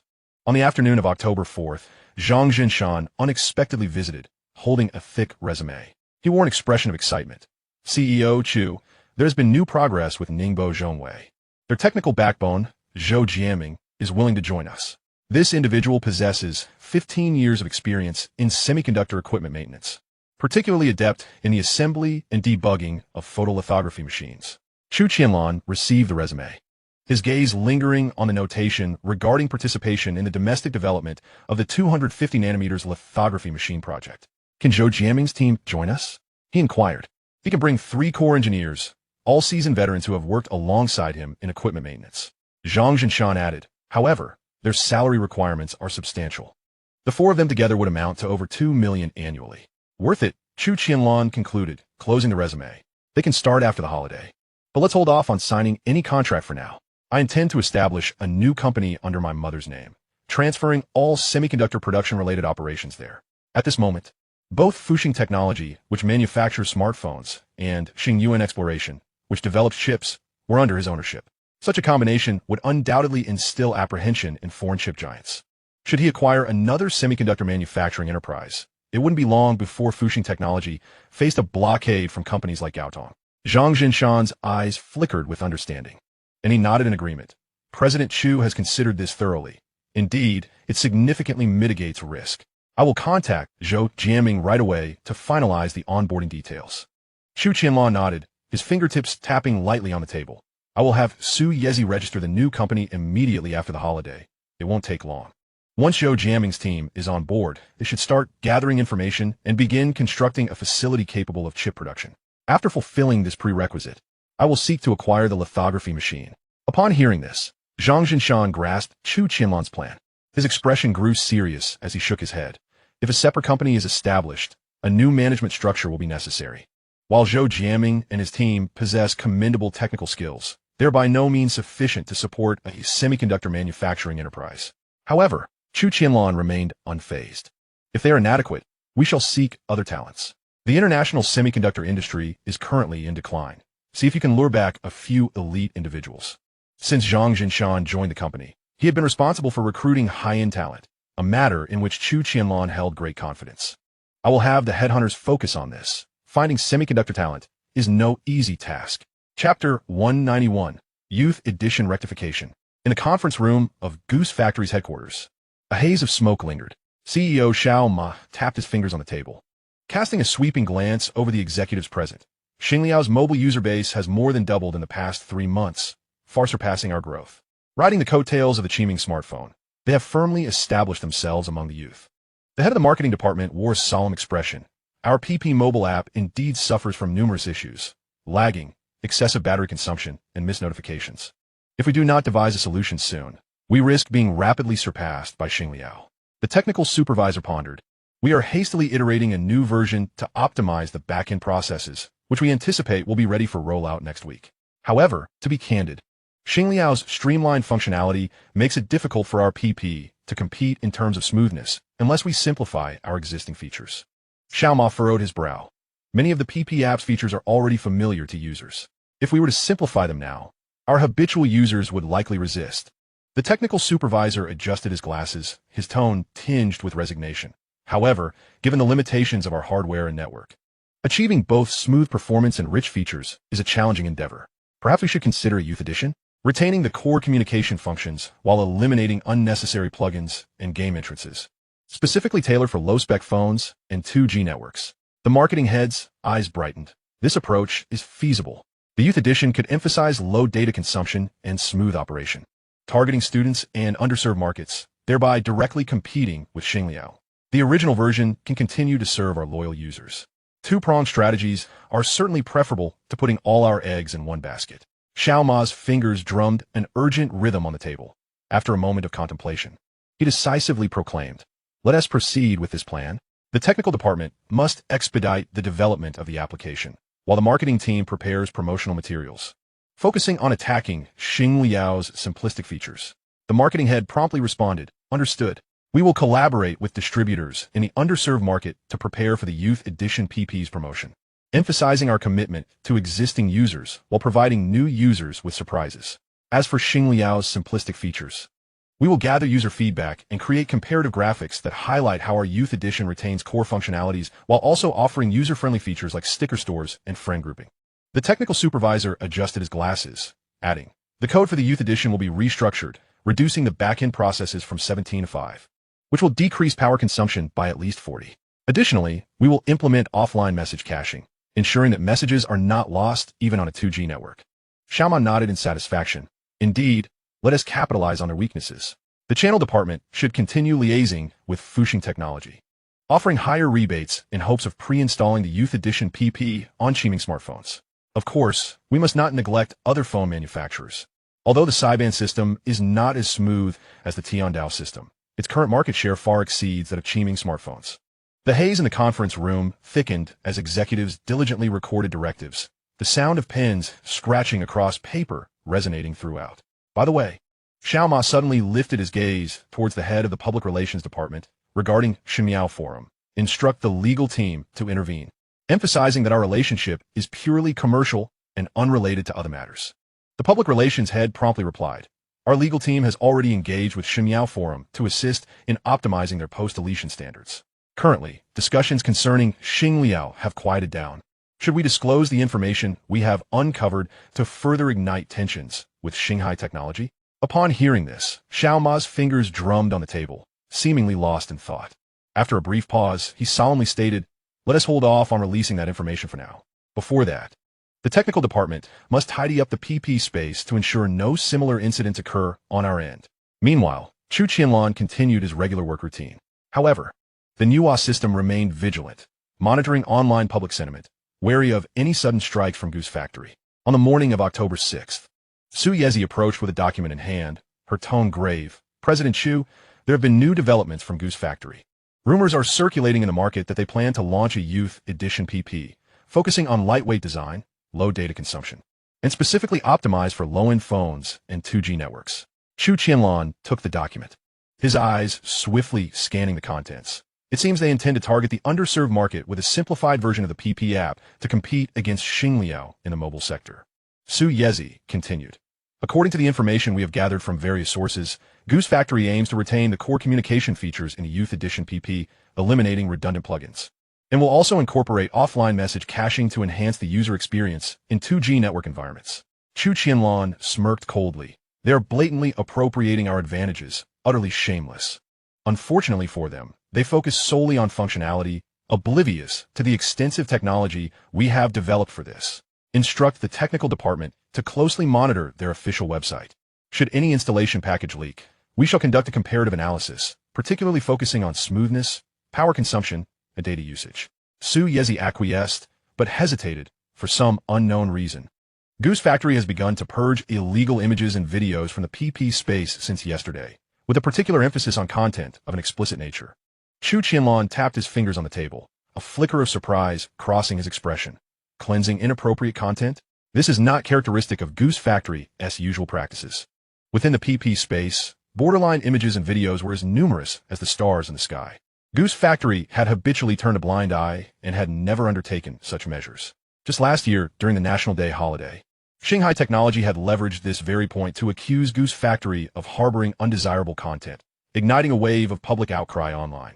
Now, with Goose Factory cleaning up these borderline images and videos, Chu Qianlan found it difficult to discern their true intentions. Besides purging inappropriate content from the PP space, did Goose Factory have any other significant actions planned? Chu Qianlan couldn't shake the feeling that their maneuvers were anything but straightforward. Rumors circulated online that some video documents from PP Mail and the transit station had also been deleted. However, whether the deleted content bore any issues remained unknown. Chu Qianlan lightly tapped her fingertips on the table, her brow furrowed slightly. If something goes wrong, there must be a demon. The sudden clearance of illegal content by the Goose Factory must have a purpose. Anyway, we cannot take it lightly. You go and notify the Public Relations Department to assign a dedicated person to monitor the movements on the internet. If there are any major incidents, notify me immediately. After Su Yezi left, Chu Qianlan used the Manhwa system to monitor public opinion and found that the actions of the Goose Factory were bigger than expected. Many people are accusing the Goose Factory of deleting pictures and videos, indicating that their interests have been harmed. However, the Goose Factory seems determined to rectify the PP space, and there is no sign of stopping its actions. Chapter 192, New Version of PP Treehole. At the end of the National Day holiday, the legal department of Xinghai Technology has submitted the lawsuit to the court and started the litigation process, while Chu Qianlan has returned to Shenzhen University to continue his classes. Just in the past week, Du Guangbai sent a message. The Goose Factory Youth Edition PP installation package has been launched, and the technical department is urgently testing it. Chu Qianlan walked into the empty staircase classroom, threw her backpack on the seat, and quickly replied with her fingertips on the screen. Focus on detecting background processes and traffic usage, and send me the comparison data directly. Just as he put down his phone, Lu Daoqing followed over with excitement on his face and said, "Third brother, have you watched the Campus Pass app? The number of users has now exceeded 5,000. The security department also took the initiative to contact us and wanted to synchronize all the lost and found information." Chu Qianlan took the breakfast he handed over and casually said, "These data contain too much moisture. There are definitely not 5,000 students with smartphones at our Shenzhen University." A hint of surprise flashed in Du Ming's eyes next to him. According to the back-end detection, at most only 2,000 Shenzhen University students have registered for our campus communication, and the rest are either parents of students or students from other schools. He didn't expect Chu Qianlan to grasp the key point just by casually saying it. Chu Qianlan drinks a mouthful of soybean milk. Don't worry about the registration data. You should do all the functions well. Tested within Shenzhen University, if the application is stable, it can be expanded to other universities. In fact, he is not optimistic about the Campus Pass app. It's not that creativity or technology are not good, but that there are too many constraints. To develop a campus communication app, it is necessary to maintain a relationship with the school. The faster the development in the future, the more disputes with the school will arise, and troubles will follow one after another. However, this project was proposed by Lu Daoqing and a few others, so he is not inclined to oppose it. Anyway, it doesn't require much capital, which just allows a few people to gain more entrepreneurial experience. How can stability be considered? Zhang Lei's eyes gleamed as he asked.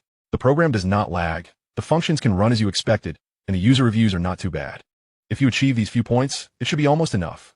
As soon as Chu Qianlan finished speaking, Lu Daoqing took out his notebook and quickly recorded. The fourth person is optimizing the lagging problem, and the lost and found function and club registration have already run smoothly. However, there may be occasional leaks when checking the class schedule, and we need to coordinate with the Academic Affairs Office to find the interface. Zhang Lei patted his chest. I read user comments every day and wrote that the interface was too simple. I asked my art classmates to help redesign the icon, and it will be updated tonight. Du Ming pushed the glasses, and the backend server was expanded once to accommodate 2,000 people online at the same time. Among the existing users, besides our Shenzhen University, vocational and technical colleges and normal universities have the most people. How about we try these two schools first? Chu Qianlan took a bite of the steamed bun and said vaguely, "Okay, but don't go too fast at the stall. First, collaborate with the student union or club and ask them to help promote it, and then wait until there are seed users. By the way, remember to inform Zhou Yuan about the server bandwidth and don't let it crash again later." As he was speaking, Chu Qianlan's phone began to vibrate, and it was a test report from Du Guangbai. He clicked on the document and waited for a few minutes before the data table on the screen was cached and the content was displayed.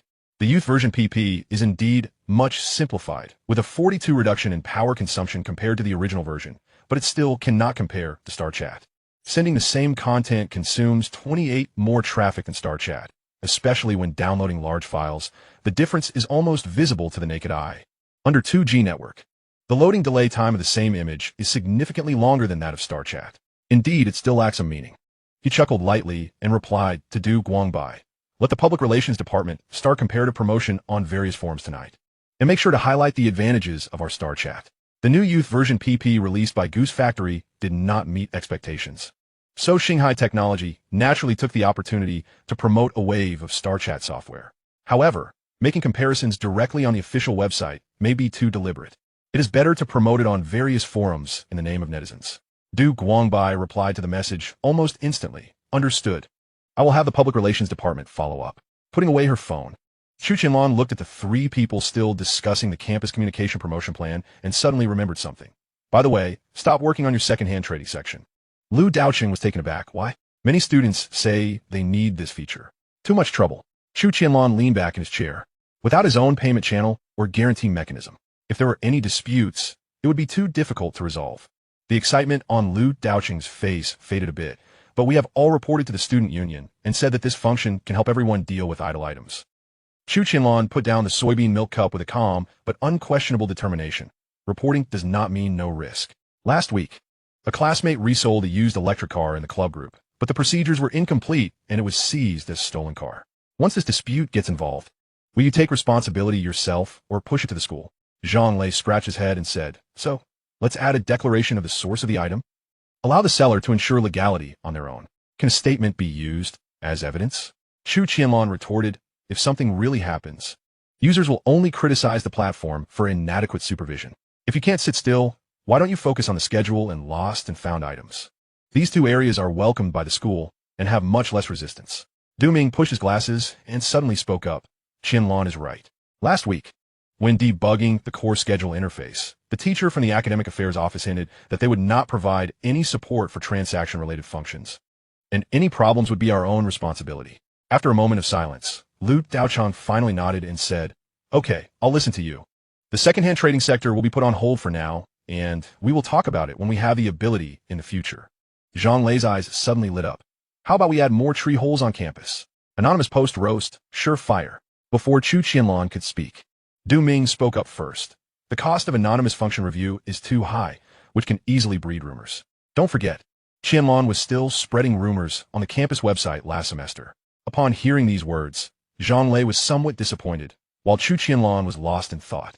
Solving this problem is not difficult, and we can first authenticate our real names and then post anonymously. According to Chu Qianlan's idea, users can post anonymously, but the prerequisite is that they have passed real name authentication on the Campus Pass app. In this way, if there are problems with the posts posted by users, the platform can easily find a poster. With this layer of constraint, I believe the poster will have reservations. At least illegal posts will not easily appear on the platform. Nevertheless, the platform still needs dedicated personnel to review posts and avoid uploading inappropriate ones. The third party is still thoughtful. I feel that with the campus tree hole function, our campus communication app will be easier to access other schools. Zhang Lei spoke with some excitement. "Let's improve the campus communication recently and promote the app to other schools next weekend." Chapter 193, Comparison of Reported Cases. As evening approached, the Public Relations Department of Xinghai Technology began to take action. The technical department has already compiled a clear and easy-to-understand chart comparing the data of StarChat and Goose Factory Youth Edition pages. This includes key indicators such as the number of backend processes, continuous 1-hour voice call power consumption, data consumption for transmitting the same text and images, and loading delay time in a 2G network environment. The data unequivocally highlight the remarkable advantages of Xingliao in terms of fluidity, energy efficiency, and data conservation. Public relations personnel have assumed the guise of ordinary netizens, diving into discussions across various technology forums, campus communities, and social media platforms. Rather than overtly promoting Xingliao, they adopt a tone of sharing personal experiences, seamlessly introducing comparisons. Recently, having acquired a new phone, one user casually tested several social applications, discovering that Xingliao truly excels. When sending a multimedia message, Xingliao significantly conserves more data compared to the newly launched youth edition of PP, which is particularly accommodating for students like us still reliant on 2G networks. A post on a university forum rapidly garnered numerous responses from students.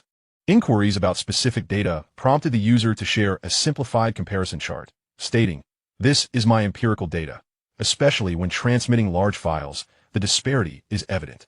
Not only does Xingliao boast rapid loading speeds, but it also conserves considerably more data. In another thread discussing the fluidity of social applications, a user shared their previous struggles with PP, claiming that while the youth edition was an improvement, it still could not match Xingliao, noting that fewer background processes result in superior battery life.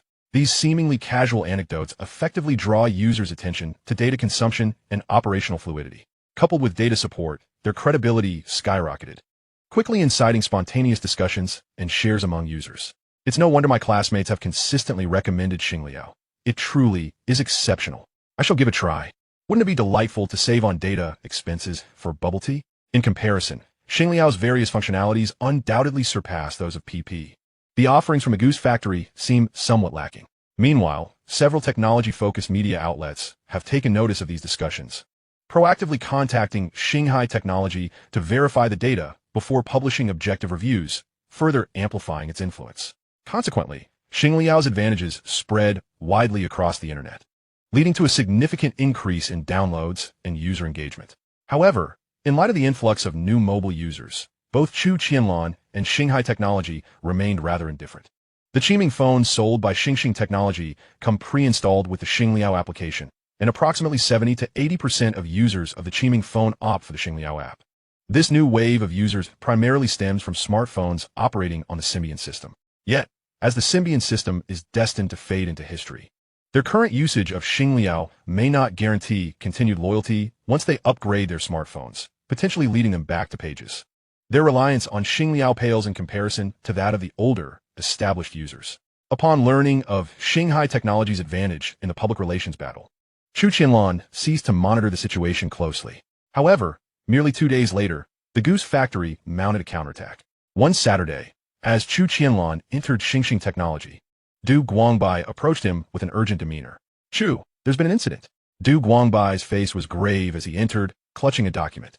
"We've just received news that an anonymous account has reported Xingliao on multiple platforms, alleging that our file transfer function has been exploited for disseminating obscene videos and images, with the Xingyun Cloud Drive becoming a repository for such content. The Xingyun Cloud Drive serves as the data storage hub for Xinghai Technology. Whether through email or Xingliao's file transfer, all relevant files are stored in the Xingyun Cloud Drive." Chu Qianlan quickly perused the document, his expression darkening. The reported content in the screenshots was vehement, directly accusing Xingliao of failing to regulate its platform and even suggesting complicity in the dissemination of such material. More troubling was the fact that 2 small media outlets had already followed suit, publishing articles with sensational headlines, such as "Has Xingliao become a tool for spreading obscenity? Users report file transfer vulnerabilities. Have we traced the source?" he inquired, his voice calm, yet imbued with a chilling undertone. Du Guangbai répondait rapidement. The reports originated from several major forums, but the only entity that could target us so specifically is the Goose Factory. Chu Qianlan. They were recently cleaning up the violations on the PP space, and I found it puzzling. It seems they were preparing for this. He rose and moved to the window, gazing at the glass facade of the tech park. How does the PR department plan to respond? We've drafted a statement emphasizing that Xingliao has an automatic recognition and interception mechanism for illicit files, asserting that these reports are malicious fabrications. But the public may not be convinced, considering that obscene videos have indeed appeared on the Xingyun Cloud Drive. Du Guangbai ne reflectait uncertainty. Chu Qianlan shook his head decisively. Such a response will undoubtedly fail to persuade the netizens. Returning to his computer, he issued a command to the Manhwa system to scan all data on the Xingyun Cloud Drive, tallying the number and proportion of obscene videos and checking for any instances of forwarding. The virtual brain of the Manhwa system operated swiftly, with data streams cascading across the screen, soon generating a detailed report. The Xingyun Cloud Drive currently holds a total of 1.2 billion files, and upon scanning, 180,000 were identified as suspected obscene videos and images, accounting for 0.015. These files have been forwarded a total of 365 times. The mechanical voice of the Manhwa system resonated from the speakers, Simultaneously, a statistical table emerged, documenting the names of the offending files, the users who uploaded them, and their respective IP addresses. Observing the computer monitor, Chu Qianlan sighed. This matter was not a mere fabrication, as our cloud drive indeed harbored vulnerabilities. Du Guangbai shook his head. While that may be true, we cannot be held accountable. Users upload files to the cloud, which pertains to personal privacy. We can't dispatch personnel to inspect them. Moreover, users merely uploading videos does not constitute a crime, as long as they do not forward them. Chu Qianlan, upon hearing this, instructed the Manhwa system to research relevant regulations. Indeed, as Du Guangbai stated, users would not be committing a crime as long as they do not disseminate the content externally. This complication rendered the situation difficult to manage. Chu Qianlan tapped his fingers on the desk, his gaze sweeping over the report generated by the Manhwa system. His brow furrowed, while the 0:15 ratio seems negligible. The 365 instances of forwarding could serve as a potent weapon for our adversaries. He suddenly fixed his gaze on Du Guangbai, his tone resolute. Merely issuing a statement in our defense will not suffice. We must take tangible action. Du Guangbai's expression reflected confusion. How should we address this matter? We can't simply admit fault. Chu Qianlan's eyes deepened with contemplation. What does it matter if we concede to an error? As long as we acknowledge our shortcomings and rectify them, the public will not cling to such trivialities. Upon your return, arrange for an announcement to be published. Chapter 194. Announcement, Acknowledgement, and Diversion of Blame. The announcement should clearly outline 3 points. First, we acknowledge that users have disseminated illicit content via the Xinghai cloud drive due to shortcomings in our review mechanism. Second, we will disclose our rectification measures, immediately upgrading the automatic identification system to categorize and label stored files, ensuring that obscene videos and images can only be uploaded and downloaded, but not forwarded. All previously forwarded files of this nature will be deleted. Third, we promise to establish a user reporting channel, rewarding users with star coins upon verification, thereby encouraging user oversight. Upon hearing Chu Qianlan articulate the course of action, Du Guangbai was taken aback. Directly admitting our oversight? Won't that provide the Goose Factory with ammunition to pursue us relentlessly? The vulnerability is laid bare. Concealing it only breeds further suspicion. Chu Qianlan's gaze remained fixed on the forwarding data on the screen, emphasizing that the act of forwarding such content has already crossed legal boundaries. We will submit the forwarding records to the Internet Supervision Department, demonstrating our sincerity while delineating boundaries. He paused, adding, ensure that the legal department simultaneously releases a statement, clarifying that users uploading private files is not illegal, but dissemination is. The platform has fulfilled its duty to issue warnings and will cooperate with regulatory bodies to trace the disseminators. A flicker of realization crossed Du Guangbai's eyes. I understand now. Shortly, I will instruct the PR department to recruit a team of online commentators to shift the focus from platform accountability to illegal user dissemination. Chu Qianlan leaned back in his chair, affirmatively stating, yes, proceed with that plan. I will also investigate similar issues surrounding the PP software to expose them simultaneously. If they have made a move on the first day of the Lunar New Year, they should not blame me for retaliating on the 15th. He had no doubt that the Goose Factory could not have entirely purged all the violations from PP space. It is essential to recognize that PP space and Nebula Cloud Disk are not synonymous concepts. The Nebula Cloud Disk serves as a private space, where uploaded files remain invisible to others unless they are shared. Conversely, PP Space functions as an open platform, allowing others to view content freely unless explicitly restricted. The presence of illicit videos therein constitutes a violation of the law regarding dissemination. At 11 a.m., the announcement from Xinghai Technology was released as scheduled, leading to a swift division in public opinion online. Voices supporting Xinghai Technology dominated the discourse, as they demonstrated the courage to acknowledge issues and propose specific corrective measures, significantly surpassing platforms that merely delete posts and manipulate reviews. The initiative to reward informants with star coins was commendable, encouraging user participation and alleviating platform pressure. Crucially, the commitment to submit forwarding records to the cyber oversight authorities was pivotal. Those who disseminate should be held accountable for their actions.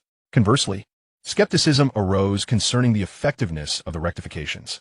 Is the automated recognition system reliable? Let's hope it does not turn out to be mere bluster with minimal impact.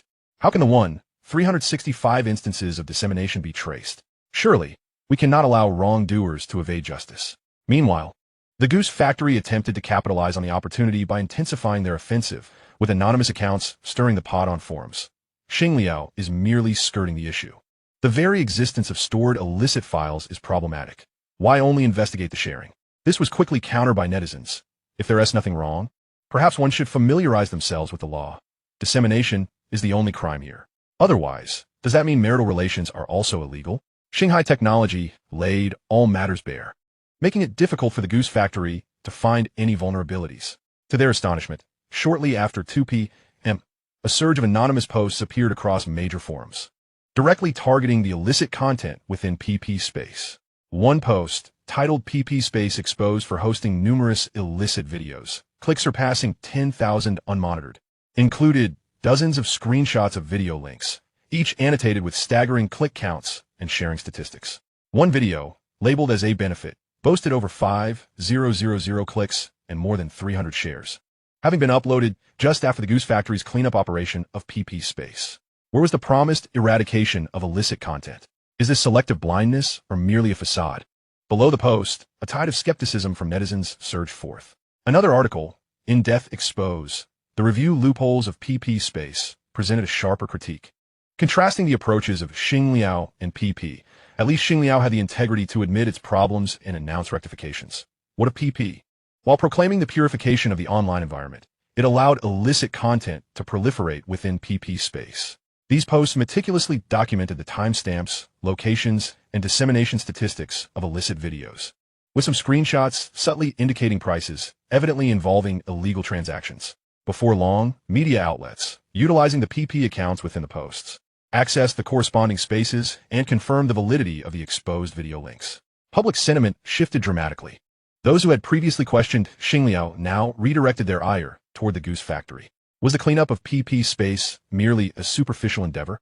Both platforms hosted illicit content, yet Xingliao pursued rectification and offered rewards for reporting, while PP feigned ignorance, such a stark contrast. Previously deriding Xingliao for inadequate oversight, it now became evident that the Goose Factory was the true enabler of dissemination. In a state of urgency, the Goose Factory's public relations department mobilized to delete posts and manage reviews, attempting to cleanse the relevant PP space, only to find these posts proliferating like mushrooms after rain, each accompanied by distinct evidence that was impossible to erase. Faced with this insurmountable challenge, the Goose Factory had no choice but to issue a statement, claiming the initiation of a week-long special rectification effort to comprehensively inspect platform violations, emphasizing a zero-tolerance policy for illicit accounts. However, this belated declaration was met with derision from countless netizens, as the last special rectification had concluded merely a week prior, yielding negligible results. Meanwhile, Chu Qianlan sat in his office, observing the real-time public sentiment data compiled by the Manhwa system, his fingertips gently tapping against the table. This war of public opinion had transitioned from passive defense to proactive counterattack, culminating in a reversal of Xingliao's reputation. He glanced at Du Guangbai across the room and remarked, "Manager Du, please expedite the rectification process, particularly regarding the user reporting reward mechanism. It must be announced promptly." Du Guangbai nodded in response, "Indeed. I have already instructed the team to formulate the rules. We can implement them by tomorrow or the day after. The Nebula Cloud disk operates as a closed space. As long as illicit files are not disseminated, the contents remain invisible to outsiders, rendering reporting virtually impossible. The so-called rewards for reporting are merely for show." After a moment of contemplation, Chu Qianlan reiterated, "The Manhwa system must undertake intricate research tasks. It cannot be solely responsible for monitoring uploaded files. Please inform the technical department to expedite the development of an automated recognition system." Du Guangbai immediately understood. "I will arrange for the technical department to allocate key personnel to develop a specialized automated recognition system for file review, based on the existing recognition logic of the Manhwa system, aiming for initial version testing within half a month, subsequently replacing this aspect of the Manhwa system's responsibilities." After seeing Du Guangbai off, Chu Qianlan departed the office. There were new developments with the EDA tools that required his attention. Chapter 195, Simulation Deep Blue Semiconductor. In the EDA laboratory of Star Source Exploration, Zhong Chanfeng was leading his team around a massive LED screen, discussing the debugging interface of the circuit simulation software. "President Chu, the core algorithm of the circuit simulation software has finally been successfully executed." Zhong Chanfeng beamed with excitement upon seeing Chu Qianlan enter. After 3 days and nights of rigorous testing, the simulation accuracy and speed, along with other metrics, had significantly exceeded the industry average. Chu Qianlan approached the screen, his gaze fixed on the fluctuating simulation data. What is the specific improvement? Have optimizations been made for the star symbol instruction set? Zhong Changfeng pulled up comparative charts. The simulation speed for standard circuits is 37 times faster than mainstream industry tools, and the precision error for complex circuits involving high-frequency signals is maintained within 0.8. We have also specifically adapted for the dynamic module interactions of the star symbol instruction set, with simulation results for signal transmission delays deviating no more than 12 from actual tests. Wang Peng chimed in from the side. The most crucial aspect is database compatibility. We have established data interfaces with schematic design software, allowing for direct access to already designed component parameters, eliminating redundant modeling steps and improving efficiency by at least 50%. As this software is designed in-house, the universal database format presents a significant advantage. In the future, all software within the EDA tools will utilize the same database format, saving considerable time during the chip design process. Chu Qianlan surveyed the marked validated modules, stating, database compatibility is foundational. All subsequent EDA tools developed must adhere to this standard. The dynamic characteristics of the star symbol instruction set impose stringent demands on simulation accuracy. Your work has been commendable. Zhong Changfeng adjusted his glasses. A hint of pride in his tone, we have implemented specialized handling of the parallel computation logic for the star symbol instruction set at the algorithmic level. The signal conflict misjudgments that traditional simulation tools typically encounter are virtually non-existent in our software. He suddenly pointed to a small line of text in the corner of the screen. Under extreme conditions, such as simulating over 100,000 gates simultaneously, memory usage may fluctuate. Wang Peng's team is currently optimizing the memory scheduling mechanism. Wang Peng immediately followed up. We are attempting to introduce a distributed computing framework, breaking down ultra-large-scale circuits into several submodules for parallel simulation, then integrating results through the Manhwa system. Preliminary tests indicate a 40% reduction in peak memory usage. Chu Qianlan nodded slightly. The distributed computing framework is pivotal for ultra-large-scale circuit simulation. I will ensure the supercomputing team reserves a dedicated computational channel for you. He paused. Shifting the topic, what is the progress on the control signal mapping table verification for Zhoming Yuan side? Are there any discrepancies in adapting the schematic design software to the star symbol instruction set? Zhong Changfeng retrieved the cross-verification report last week. We completed the first round of mapping tests for the entire instruction set, discovering only 7 logical gaps, which Zhou's team has already rectified. Now, the consistency of the chip logic netlist generated by the schematic design software, upon being imported into the circuit simulation tool, has reached an impressive 996, effectively eliminating any compatibility issues. Chu Qianlan's fingertips lightly tapped the table. The 996 consistency is sufficient to support the initial stages of research and development. Yet the remaining 0.4 must be meticulously scrutinized. In chip design, even the slightest error, be it a minute logical disconnection, could precipitate a tape-out failure. Zhong Changfeng nodded in agreement. We are collaborating with the Zhougong team to conduct a second round of in-depth validation, focusing on the high-frequency signal module and dynamic priority scheduling instructions, with results expected within 3 days. After discussing technical matters with Zhong Changfeng for a while, Chu Qianlan departed the laboratory. He reached out to Zhang Jinshan and Chu Feng, and together they proceeded to the office where Zhou Jianming and his colleagues were stationed. A few days prior, Su Yezi had completed the registration of Deep Blue Semiconductor Company. Limited Zhou Jianming and his 3 core team members constituted the company's inaugural employees. In recent days, Zhang Jinshan had also allocated additional personnel, ensuring the company could operate smoothly. The office of Deep Blue Semiconductor was modest yet immaculate, with 4 desks arranged by the window, sunlight filtering through the glass to cast dappled shadows upon the surfaces. Zhou Jianming was engaged in a discussion with 3 engineers around a computer screen. Upon noticing Chu Qianlan and his companions enter, he promptly rose to greet them. President Chu, you have arrived. Zhou Jianming, with a hint of formality, gestured towards the structure diagram of the photolithography machine displayed on the screen. We are organizing the maintenance key points for the 250 nanometers process equipment, striving to formulate a standardized manual as soon as possible. Chu Qianlan approached the desk, his gaze sweeping over the densely packed parameters on the screen. How have you been adapting these past few days? With the framework of the new company just established, feel free to voice any needs. Quite well. The office equipment has been fully provisioned, Zhou Jianming replied, handing over a document. This is our preliminary factory planning proposal, designed according to semiconductor cleanroom standards, divided into 3 core areas: photolithography, etching, and deposition, with spaces reserved for the supporting power systems and testing laboratories. As Chu Qianlan perused the proposal, Chu Feng added, "The initial site has been tentatively selected in Longgang District, covering approximately 8,000 square meters. With municipal power and pure water supply readily accessible, construction can commence next month. We anticipate meeting the standards for equipment installation by July or August next year. The total budget should not be less than 100 million. 8,000 square meters, a 10-month construction period." Chu Qianlan shook his head, expressing dissatisfaction. The space is too limited, and the timeline is rather lengthy. Chu Feng, upon hearing this, wore a troubled expression. While the area could be expanded at an additional cost, reducing the timeline proved more challenging. After all, constructing a factory with high standards typically required a considerable duration, and a 10-month time frame was already quite expedited. Zhang Zhenshan interjected, "Perhaps we could acquire a defunct factory, which would save considerable time." Chu Qianlan's eyes brightened. "Yes, let us proceed with that. The factory should be larger to facilitate future expansion." Chu Feng nodded. "I will reach out to contacts in various development zones next week. They will have insights into the specifics.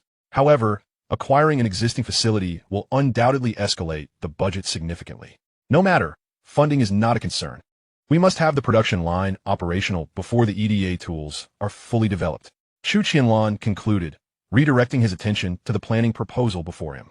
He pointed to the annotation for the photolithography area. The installation space for the photolithography machine must be reserved for 45 nanometers equipment to avoid extensive modifications during future upgrades. Furthermore, the air particle concentration in the clean room must meet Class 1 standards, as this directly influences lithography precision. A flicker of astonishment crossed Zhou Jiaming's face. Class 1? That is 2 levels above the conventional industry standard, which will increase construction costs by nearly 30%. According to your specifications, just the auxiliary equipment alone will require a budget exceeding 300 million. When combined with the factory and renovation expenses, the overall budget will approach 500 million. Chapter 196, Planning Funding Sources. Chu Qianlan lightly tapped the proposal with his fingertips, his expression tranquil. A budget of 500 million is acceptable, but the standards cannot be compromised. The Class 1 clean room and a reservation for 45 nanometers equipment are essential for future technological iterations. He raised his gaze to Zhou Jiaming, his tone resolute and unquestionable. The pursuit of the semiconductor industry has never been a matter of immediate success. Every inch of space we construct now must be capable of accommodating future technological advancements. In truth, his urgency to establish the chip production line stemmed not merely from positioning within the semiconductor sector, but also as preparation for future chip research and development. Chu Qianlan was determined that Star Source exploration would not begin developing high-end chips only to have foreign chip giants catch wind of it and subsequently impose a blockade on Starry Technology. Zhou Jiaming's expression shifted to one of seriousness. President Chu considers the long-term implications. "I will adjust the plans according to Class 1 standards. However, the air conditioning system and air filtration equipment will require customization, which may extend the timeline by an additional month." Chu Qianlan nodded. "That is acceptable. Prioritize securing the factory. Then engage the equipment suppliers early in the design process to concurrently advance customized production and reclaim lost time." Chu Feng pondered for a moment before stating, "I will follow up on the factory acquisition, aiming to identify a suitable target next week and complete the acquisition within half a month." Zhou Jiaming jotted down key points in his notebook. "I will contact several vendors dealing with cleanroom equipment. Once the factory is confirmed, we will have them develop an initial proposal based on Class 1 standards and simultaneously initiate the customization process.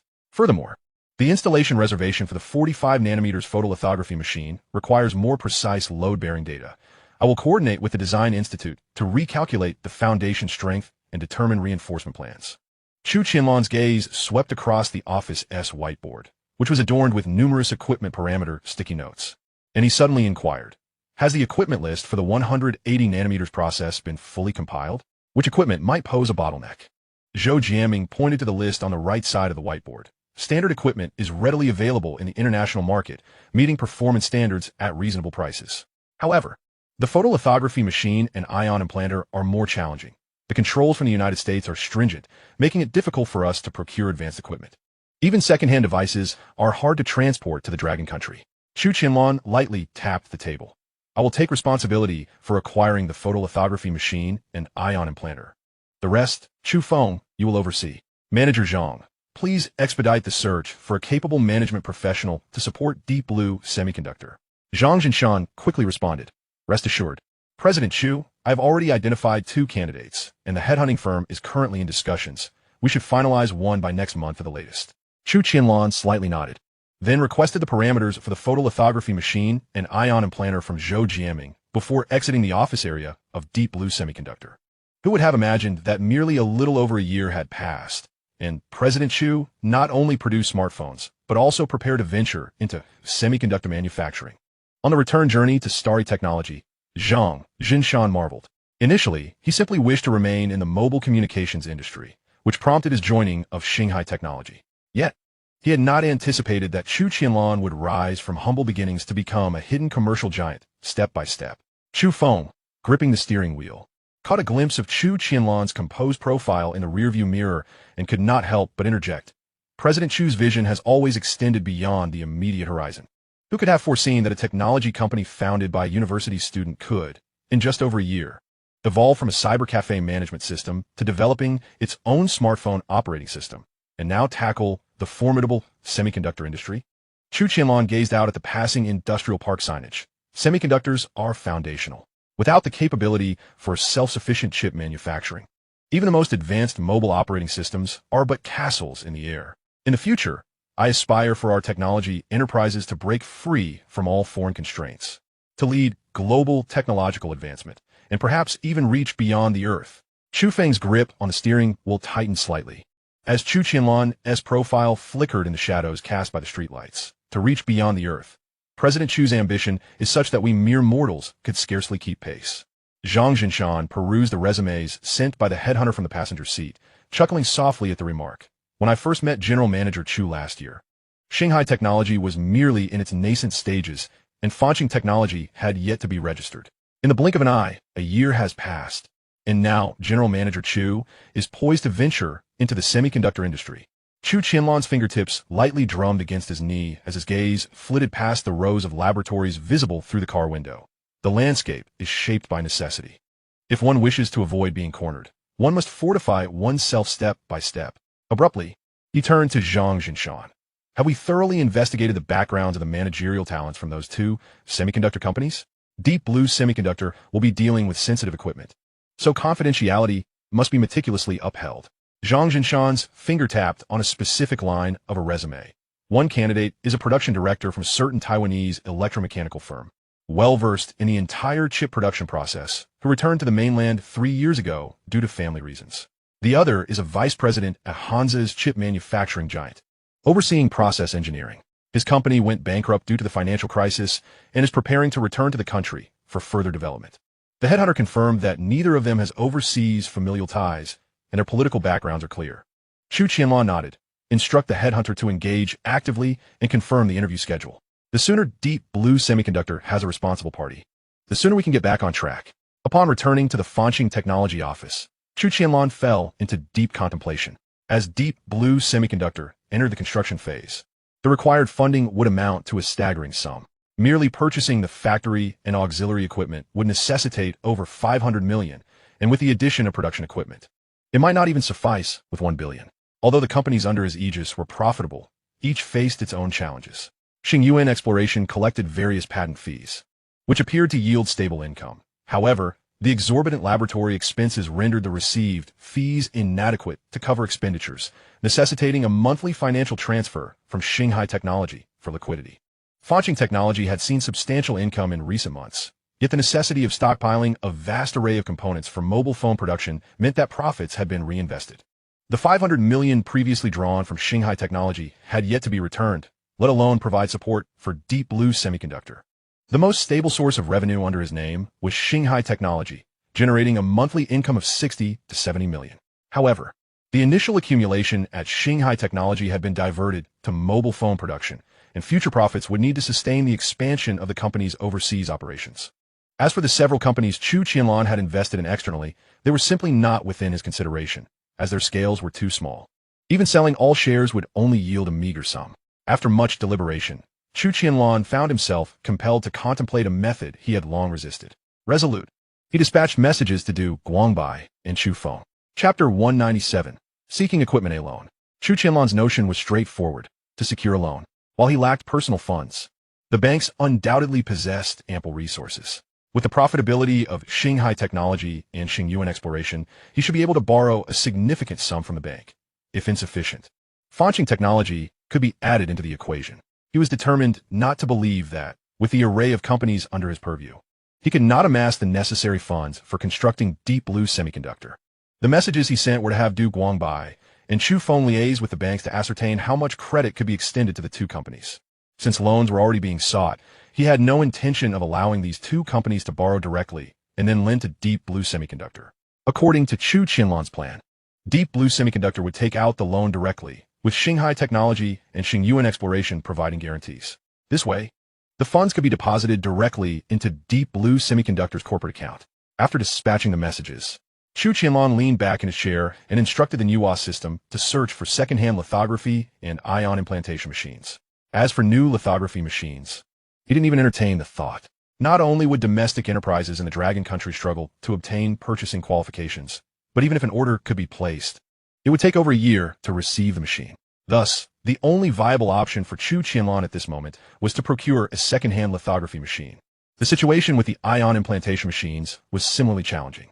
As he issued the commands, the Manhwa system's virtual brain operated at lightning speed, and the screen instantly displayed information on second-hand equipment worldwide that met the required parameters. After filtering through the data, several entries caught Chu Qianlan's attention. A semiconductor equipment manufacturer in Heilongjiang had a second-hand 193 nanometers deep ultraviolet lithography machine for sale, with a usage history of 3 years and a complete maintenance record, priced at 19 million euros. The vendor also offered a compatible ion implantation machine, priced at 1.2 million euros per septembre. A bankrupt wafer factory in the Eagle country had 2 ion implantation machines, compatible with the 180 nanometers process, offered at a total price of $4.2 million. The equipment was in good condition, but required the removal of certain identifiers and the replacement of core component serial numbers. New lithography machines for the 180 nanometers process typically retailed for around 200 million, while the asking price for that second-hand machine surpassed 1.6 billion, which was indeed not inexpensive. Chu Qianlan drummed his fingers on the table, unconcerned about the price, but rather anxious about the feasibility of transporting the equipment after purchase. After all, this lithography machine had been produced in recent years and was highly advanced. The Eagle country would not permit its sale to enterprises in the Dragon country. His fingers tapped rhythmically on the tabletop as his gaze settled on the Heilongjiang manufacturer's equipment details. The 193 nanometers deep ultraviolet lithography machine, even as a second-hand unit, was sufficient to support the research and development of 180 nanometers and more advanced processes, and the accompanying ion implantation machine alleviated the need for additional sourcing. However, the 19 million euro price tag and the potential transportation risks weighed heavily on the scales of decision-making. Suddenly, Chu Qianlan's eyes sparkled with determination. Manhwa, investigate the background of the Heilongjiang manufacturer to confirm whether the equipment involves any patents from the Eagle country, and ascertain if there have been any buyers from the Dragon country in the past 3 years. Data streamed like a waterfall, and moments later, a mechanical voice reported, "There are no records of transactions with enterprises from the Dragon country in this manufacturer's history." The core of the equipment involves 32 patented authorizations from the Eagle country, and any transfer must undergo patent holder review. Chu Qianlan's brow furrowed slightly. The patent review process represented a nearly insurmountable barrier specifically tailored to hinder enterprises from the Dragon country. He glanced once more at the information regarding the bankrupt wafer factory in the Eagle country. The price of $4.2 million for the 2 ion implantation machines seemed reasonable, yet the notes about removing identifiers and changing serial numbers undoubtedly hinted at the risks of gray market channels. The usability of such equipment, once procured, was far from guaranteed. With a sigh, Chu Qianlan continued to issue directives, seeking the contact information for the Heilongjiang manufacturer, then reaching out to a semiconductor enterprise within the Dragon country to inquire in their name whether the Heilongjiang manufacturer could sell the equipment to them. He held little hope for a positive response. Otherwise, he would not have resorted to inquiring under another company's name. After sending the email, he remained unperturbed, continuing to review other transaction information uncovered by the Manhwa system. By noon the following day, Du Guangbai and Chu Feng arrived at the office together. General Manager Chu, the Shenzhen Development Bank has conducted a preliminary assessment and can extend a credit line of 500 million to Xingyuan Exploration. The credit limit for Xinghai Technology is even higher, reaching 800 million, with both companies jointly guaranteeing Deep Blue Semiconductor could secure a loan of up to $1 billion. Du Guangbai handed over the bank's assessment report, his tone tinged with a sense of relief. The bank has a high regard for our profit model, particularly the patent authorization business of Xinghai Exploration, which is viewed as a stable source of cash flow. Chu Feng added, I've already contacted the Longgang district government. They have promised that if Deep Blue Semiconductor establishes a presence, they can provide $30 million in industrial support funds, as well as tax reductions for the first 3 years. Chu Qianlan glanced over the report. The combination of a $1 billion loan and government subsidies would essentially cover the initial investments for factory renovations and equipment procurement. He made an immediate decision to instruct the legal department to draft a guarantee contract and expedite the loan approval process, ensuring there would be no delays in purchasing the factory. Du Guangbai and Chu Feng exchanged relieved glances, both visibly relaxed. Chu Qianlan's decisiveness saved them a lot of sawing time. Du Guangbai spoke up and said that the legal department is already preparing relevant documents, which are expected to be submitted to the bank next Wednesday. According to the process provided by the bank, the funds will arrive at the end of the month at the earliest. Chu Feng added, I will keep a close eye on Longgang District and strive to implement industrial support funds next month. In addition, I have contacted several bankrupt factories through the Development Zone Management Committee and will go to the site tomorrow to investigate the specific situation. Bring Zhou jamming along. He will understand better what kind of factory building he needs. After a moment of contemplation, Chu Qianlan added, if there's a suitable one, just sign the contract directly.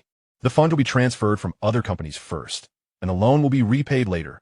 After seeing off the two, Chu Qianlan refocused on the device information interface of the Manhwa system.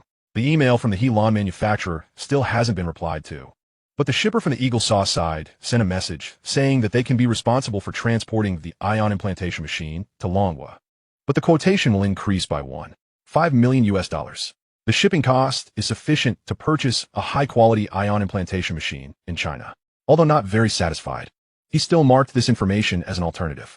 Just as he was about to expand the search scope of the Manhwa system, an encrypted email suddenly popped up on the screen, and the sender was the contact person of the Helan manufacturer. The email content is brief but glaring. Sorry. Due to technical export restrictions, we are unable to sell equipment to your company.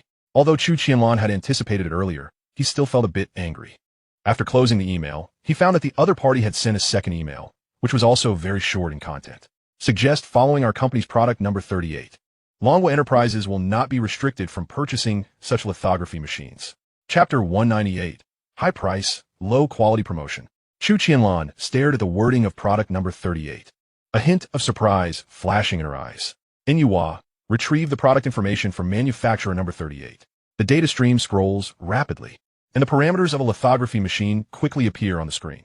Model NSR S205B, 248 nanometers deep ultraviolet light source, with a service life of 15 years.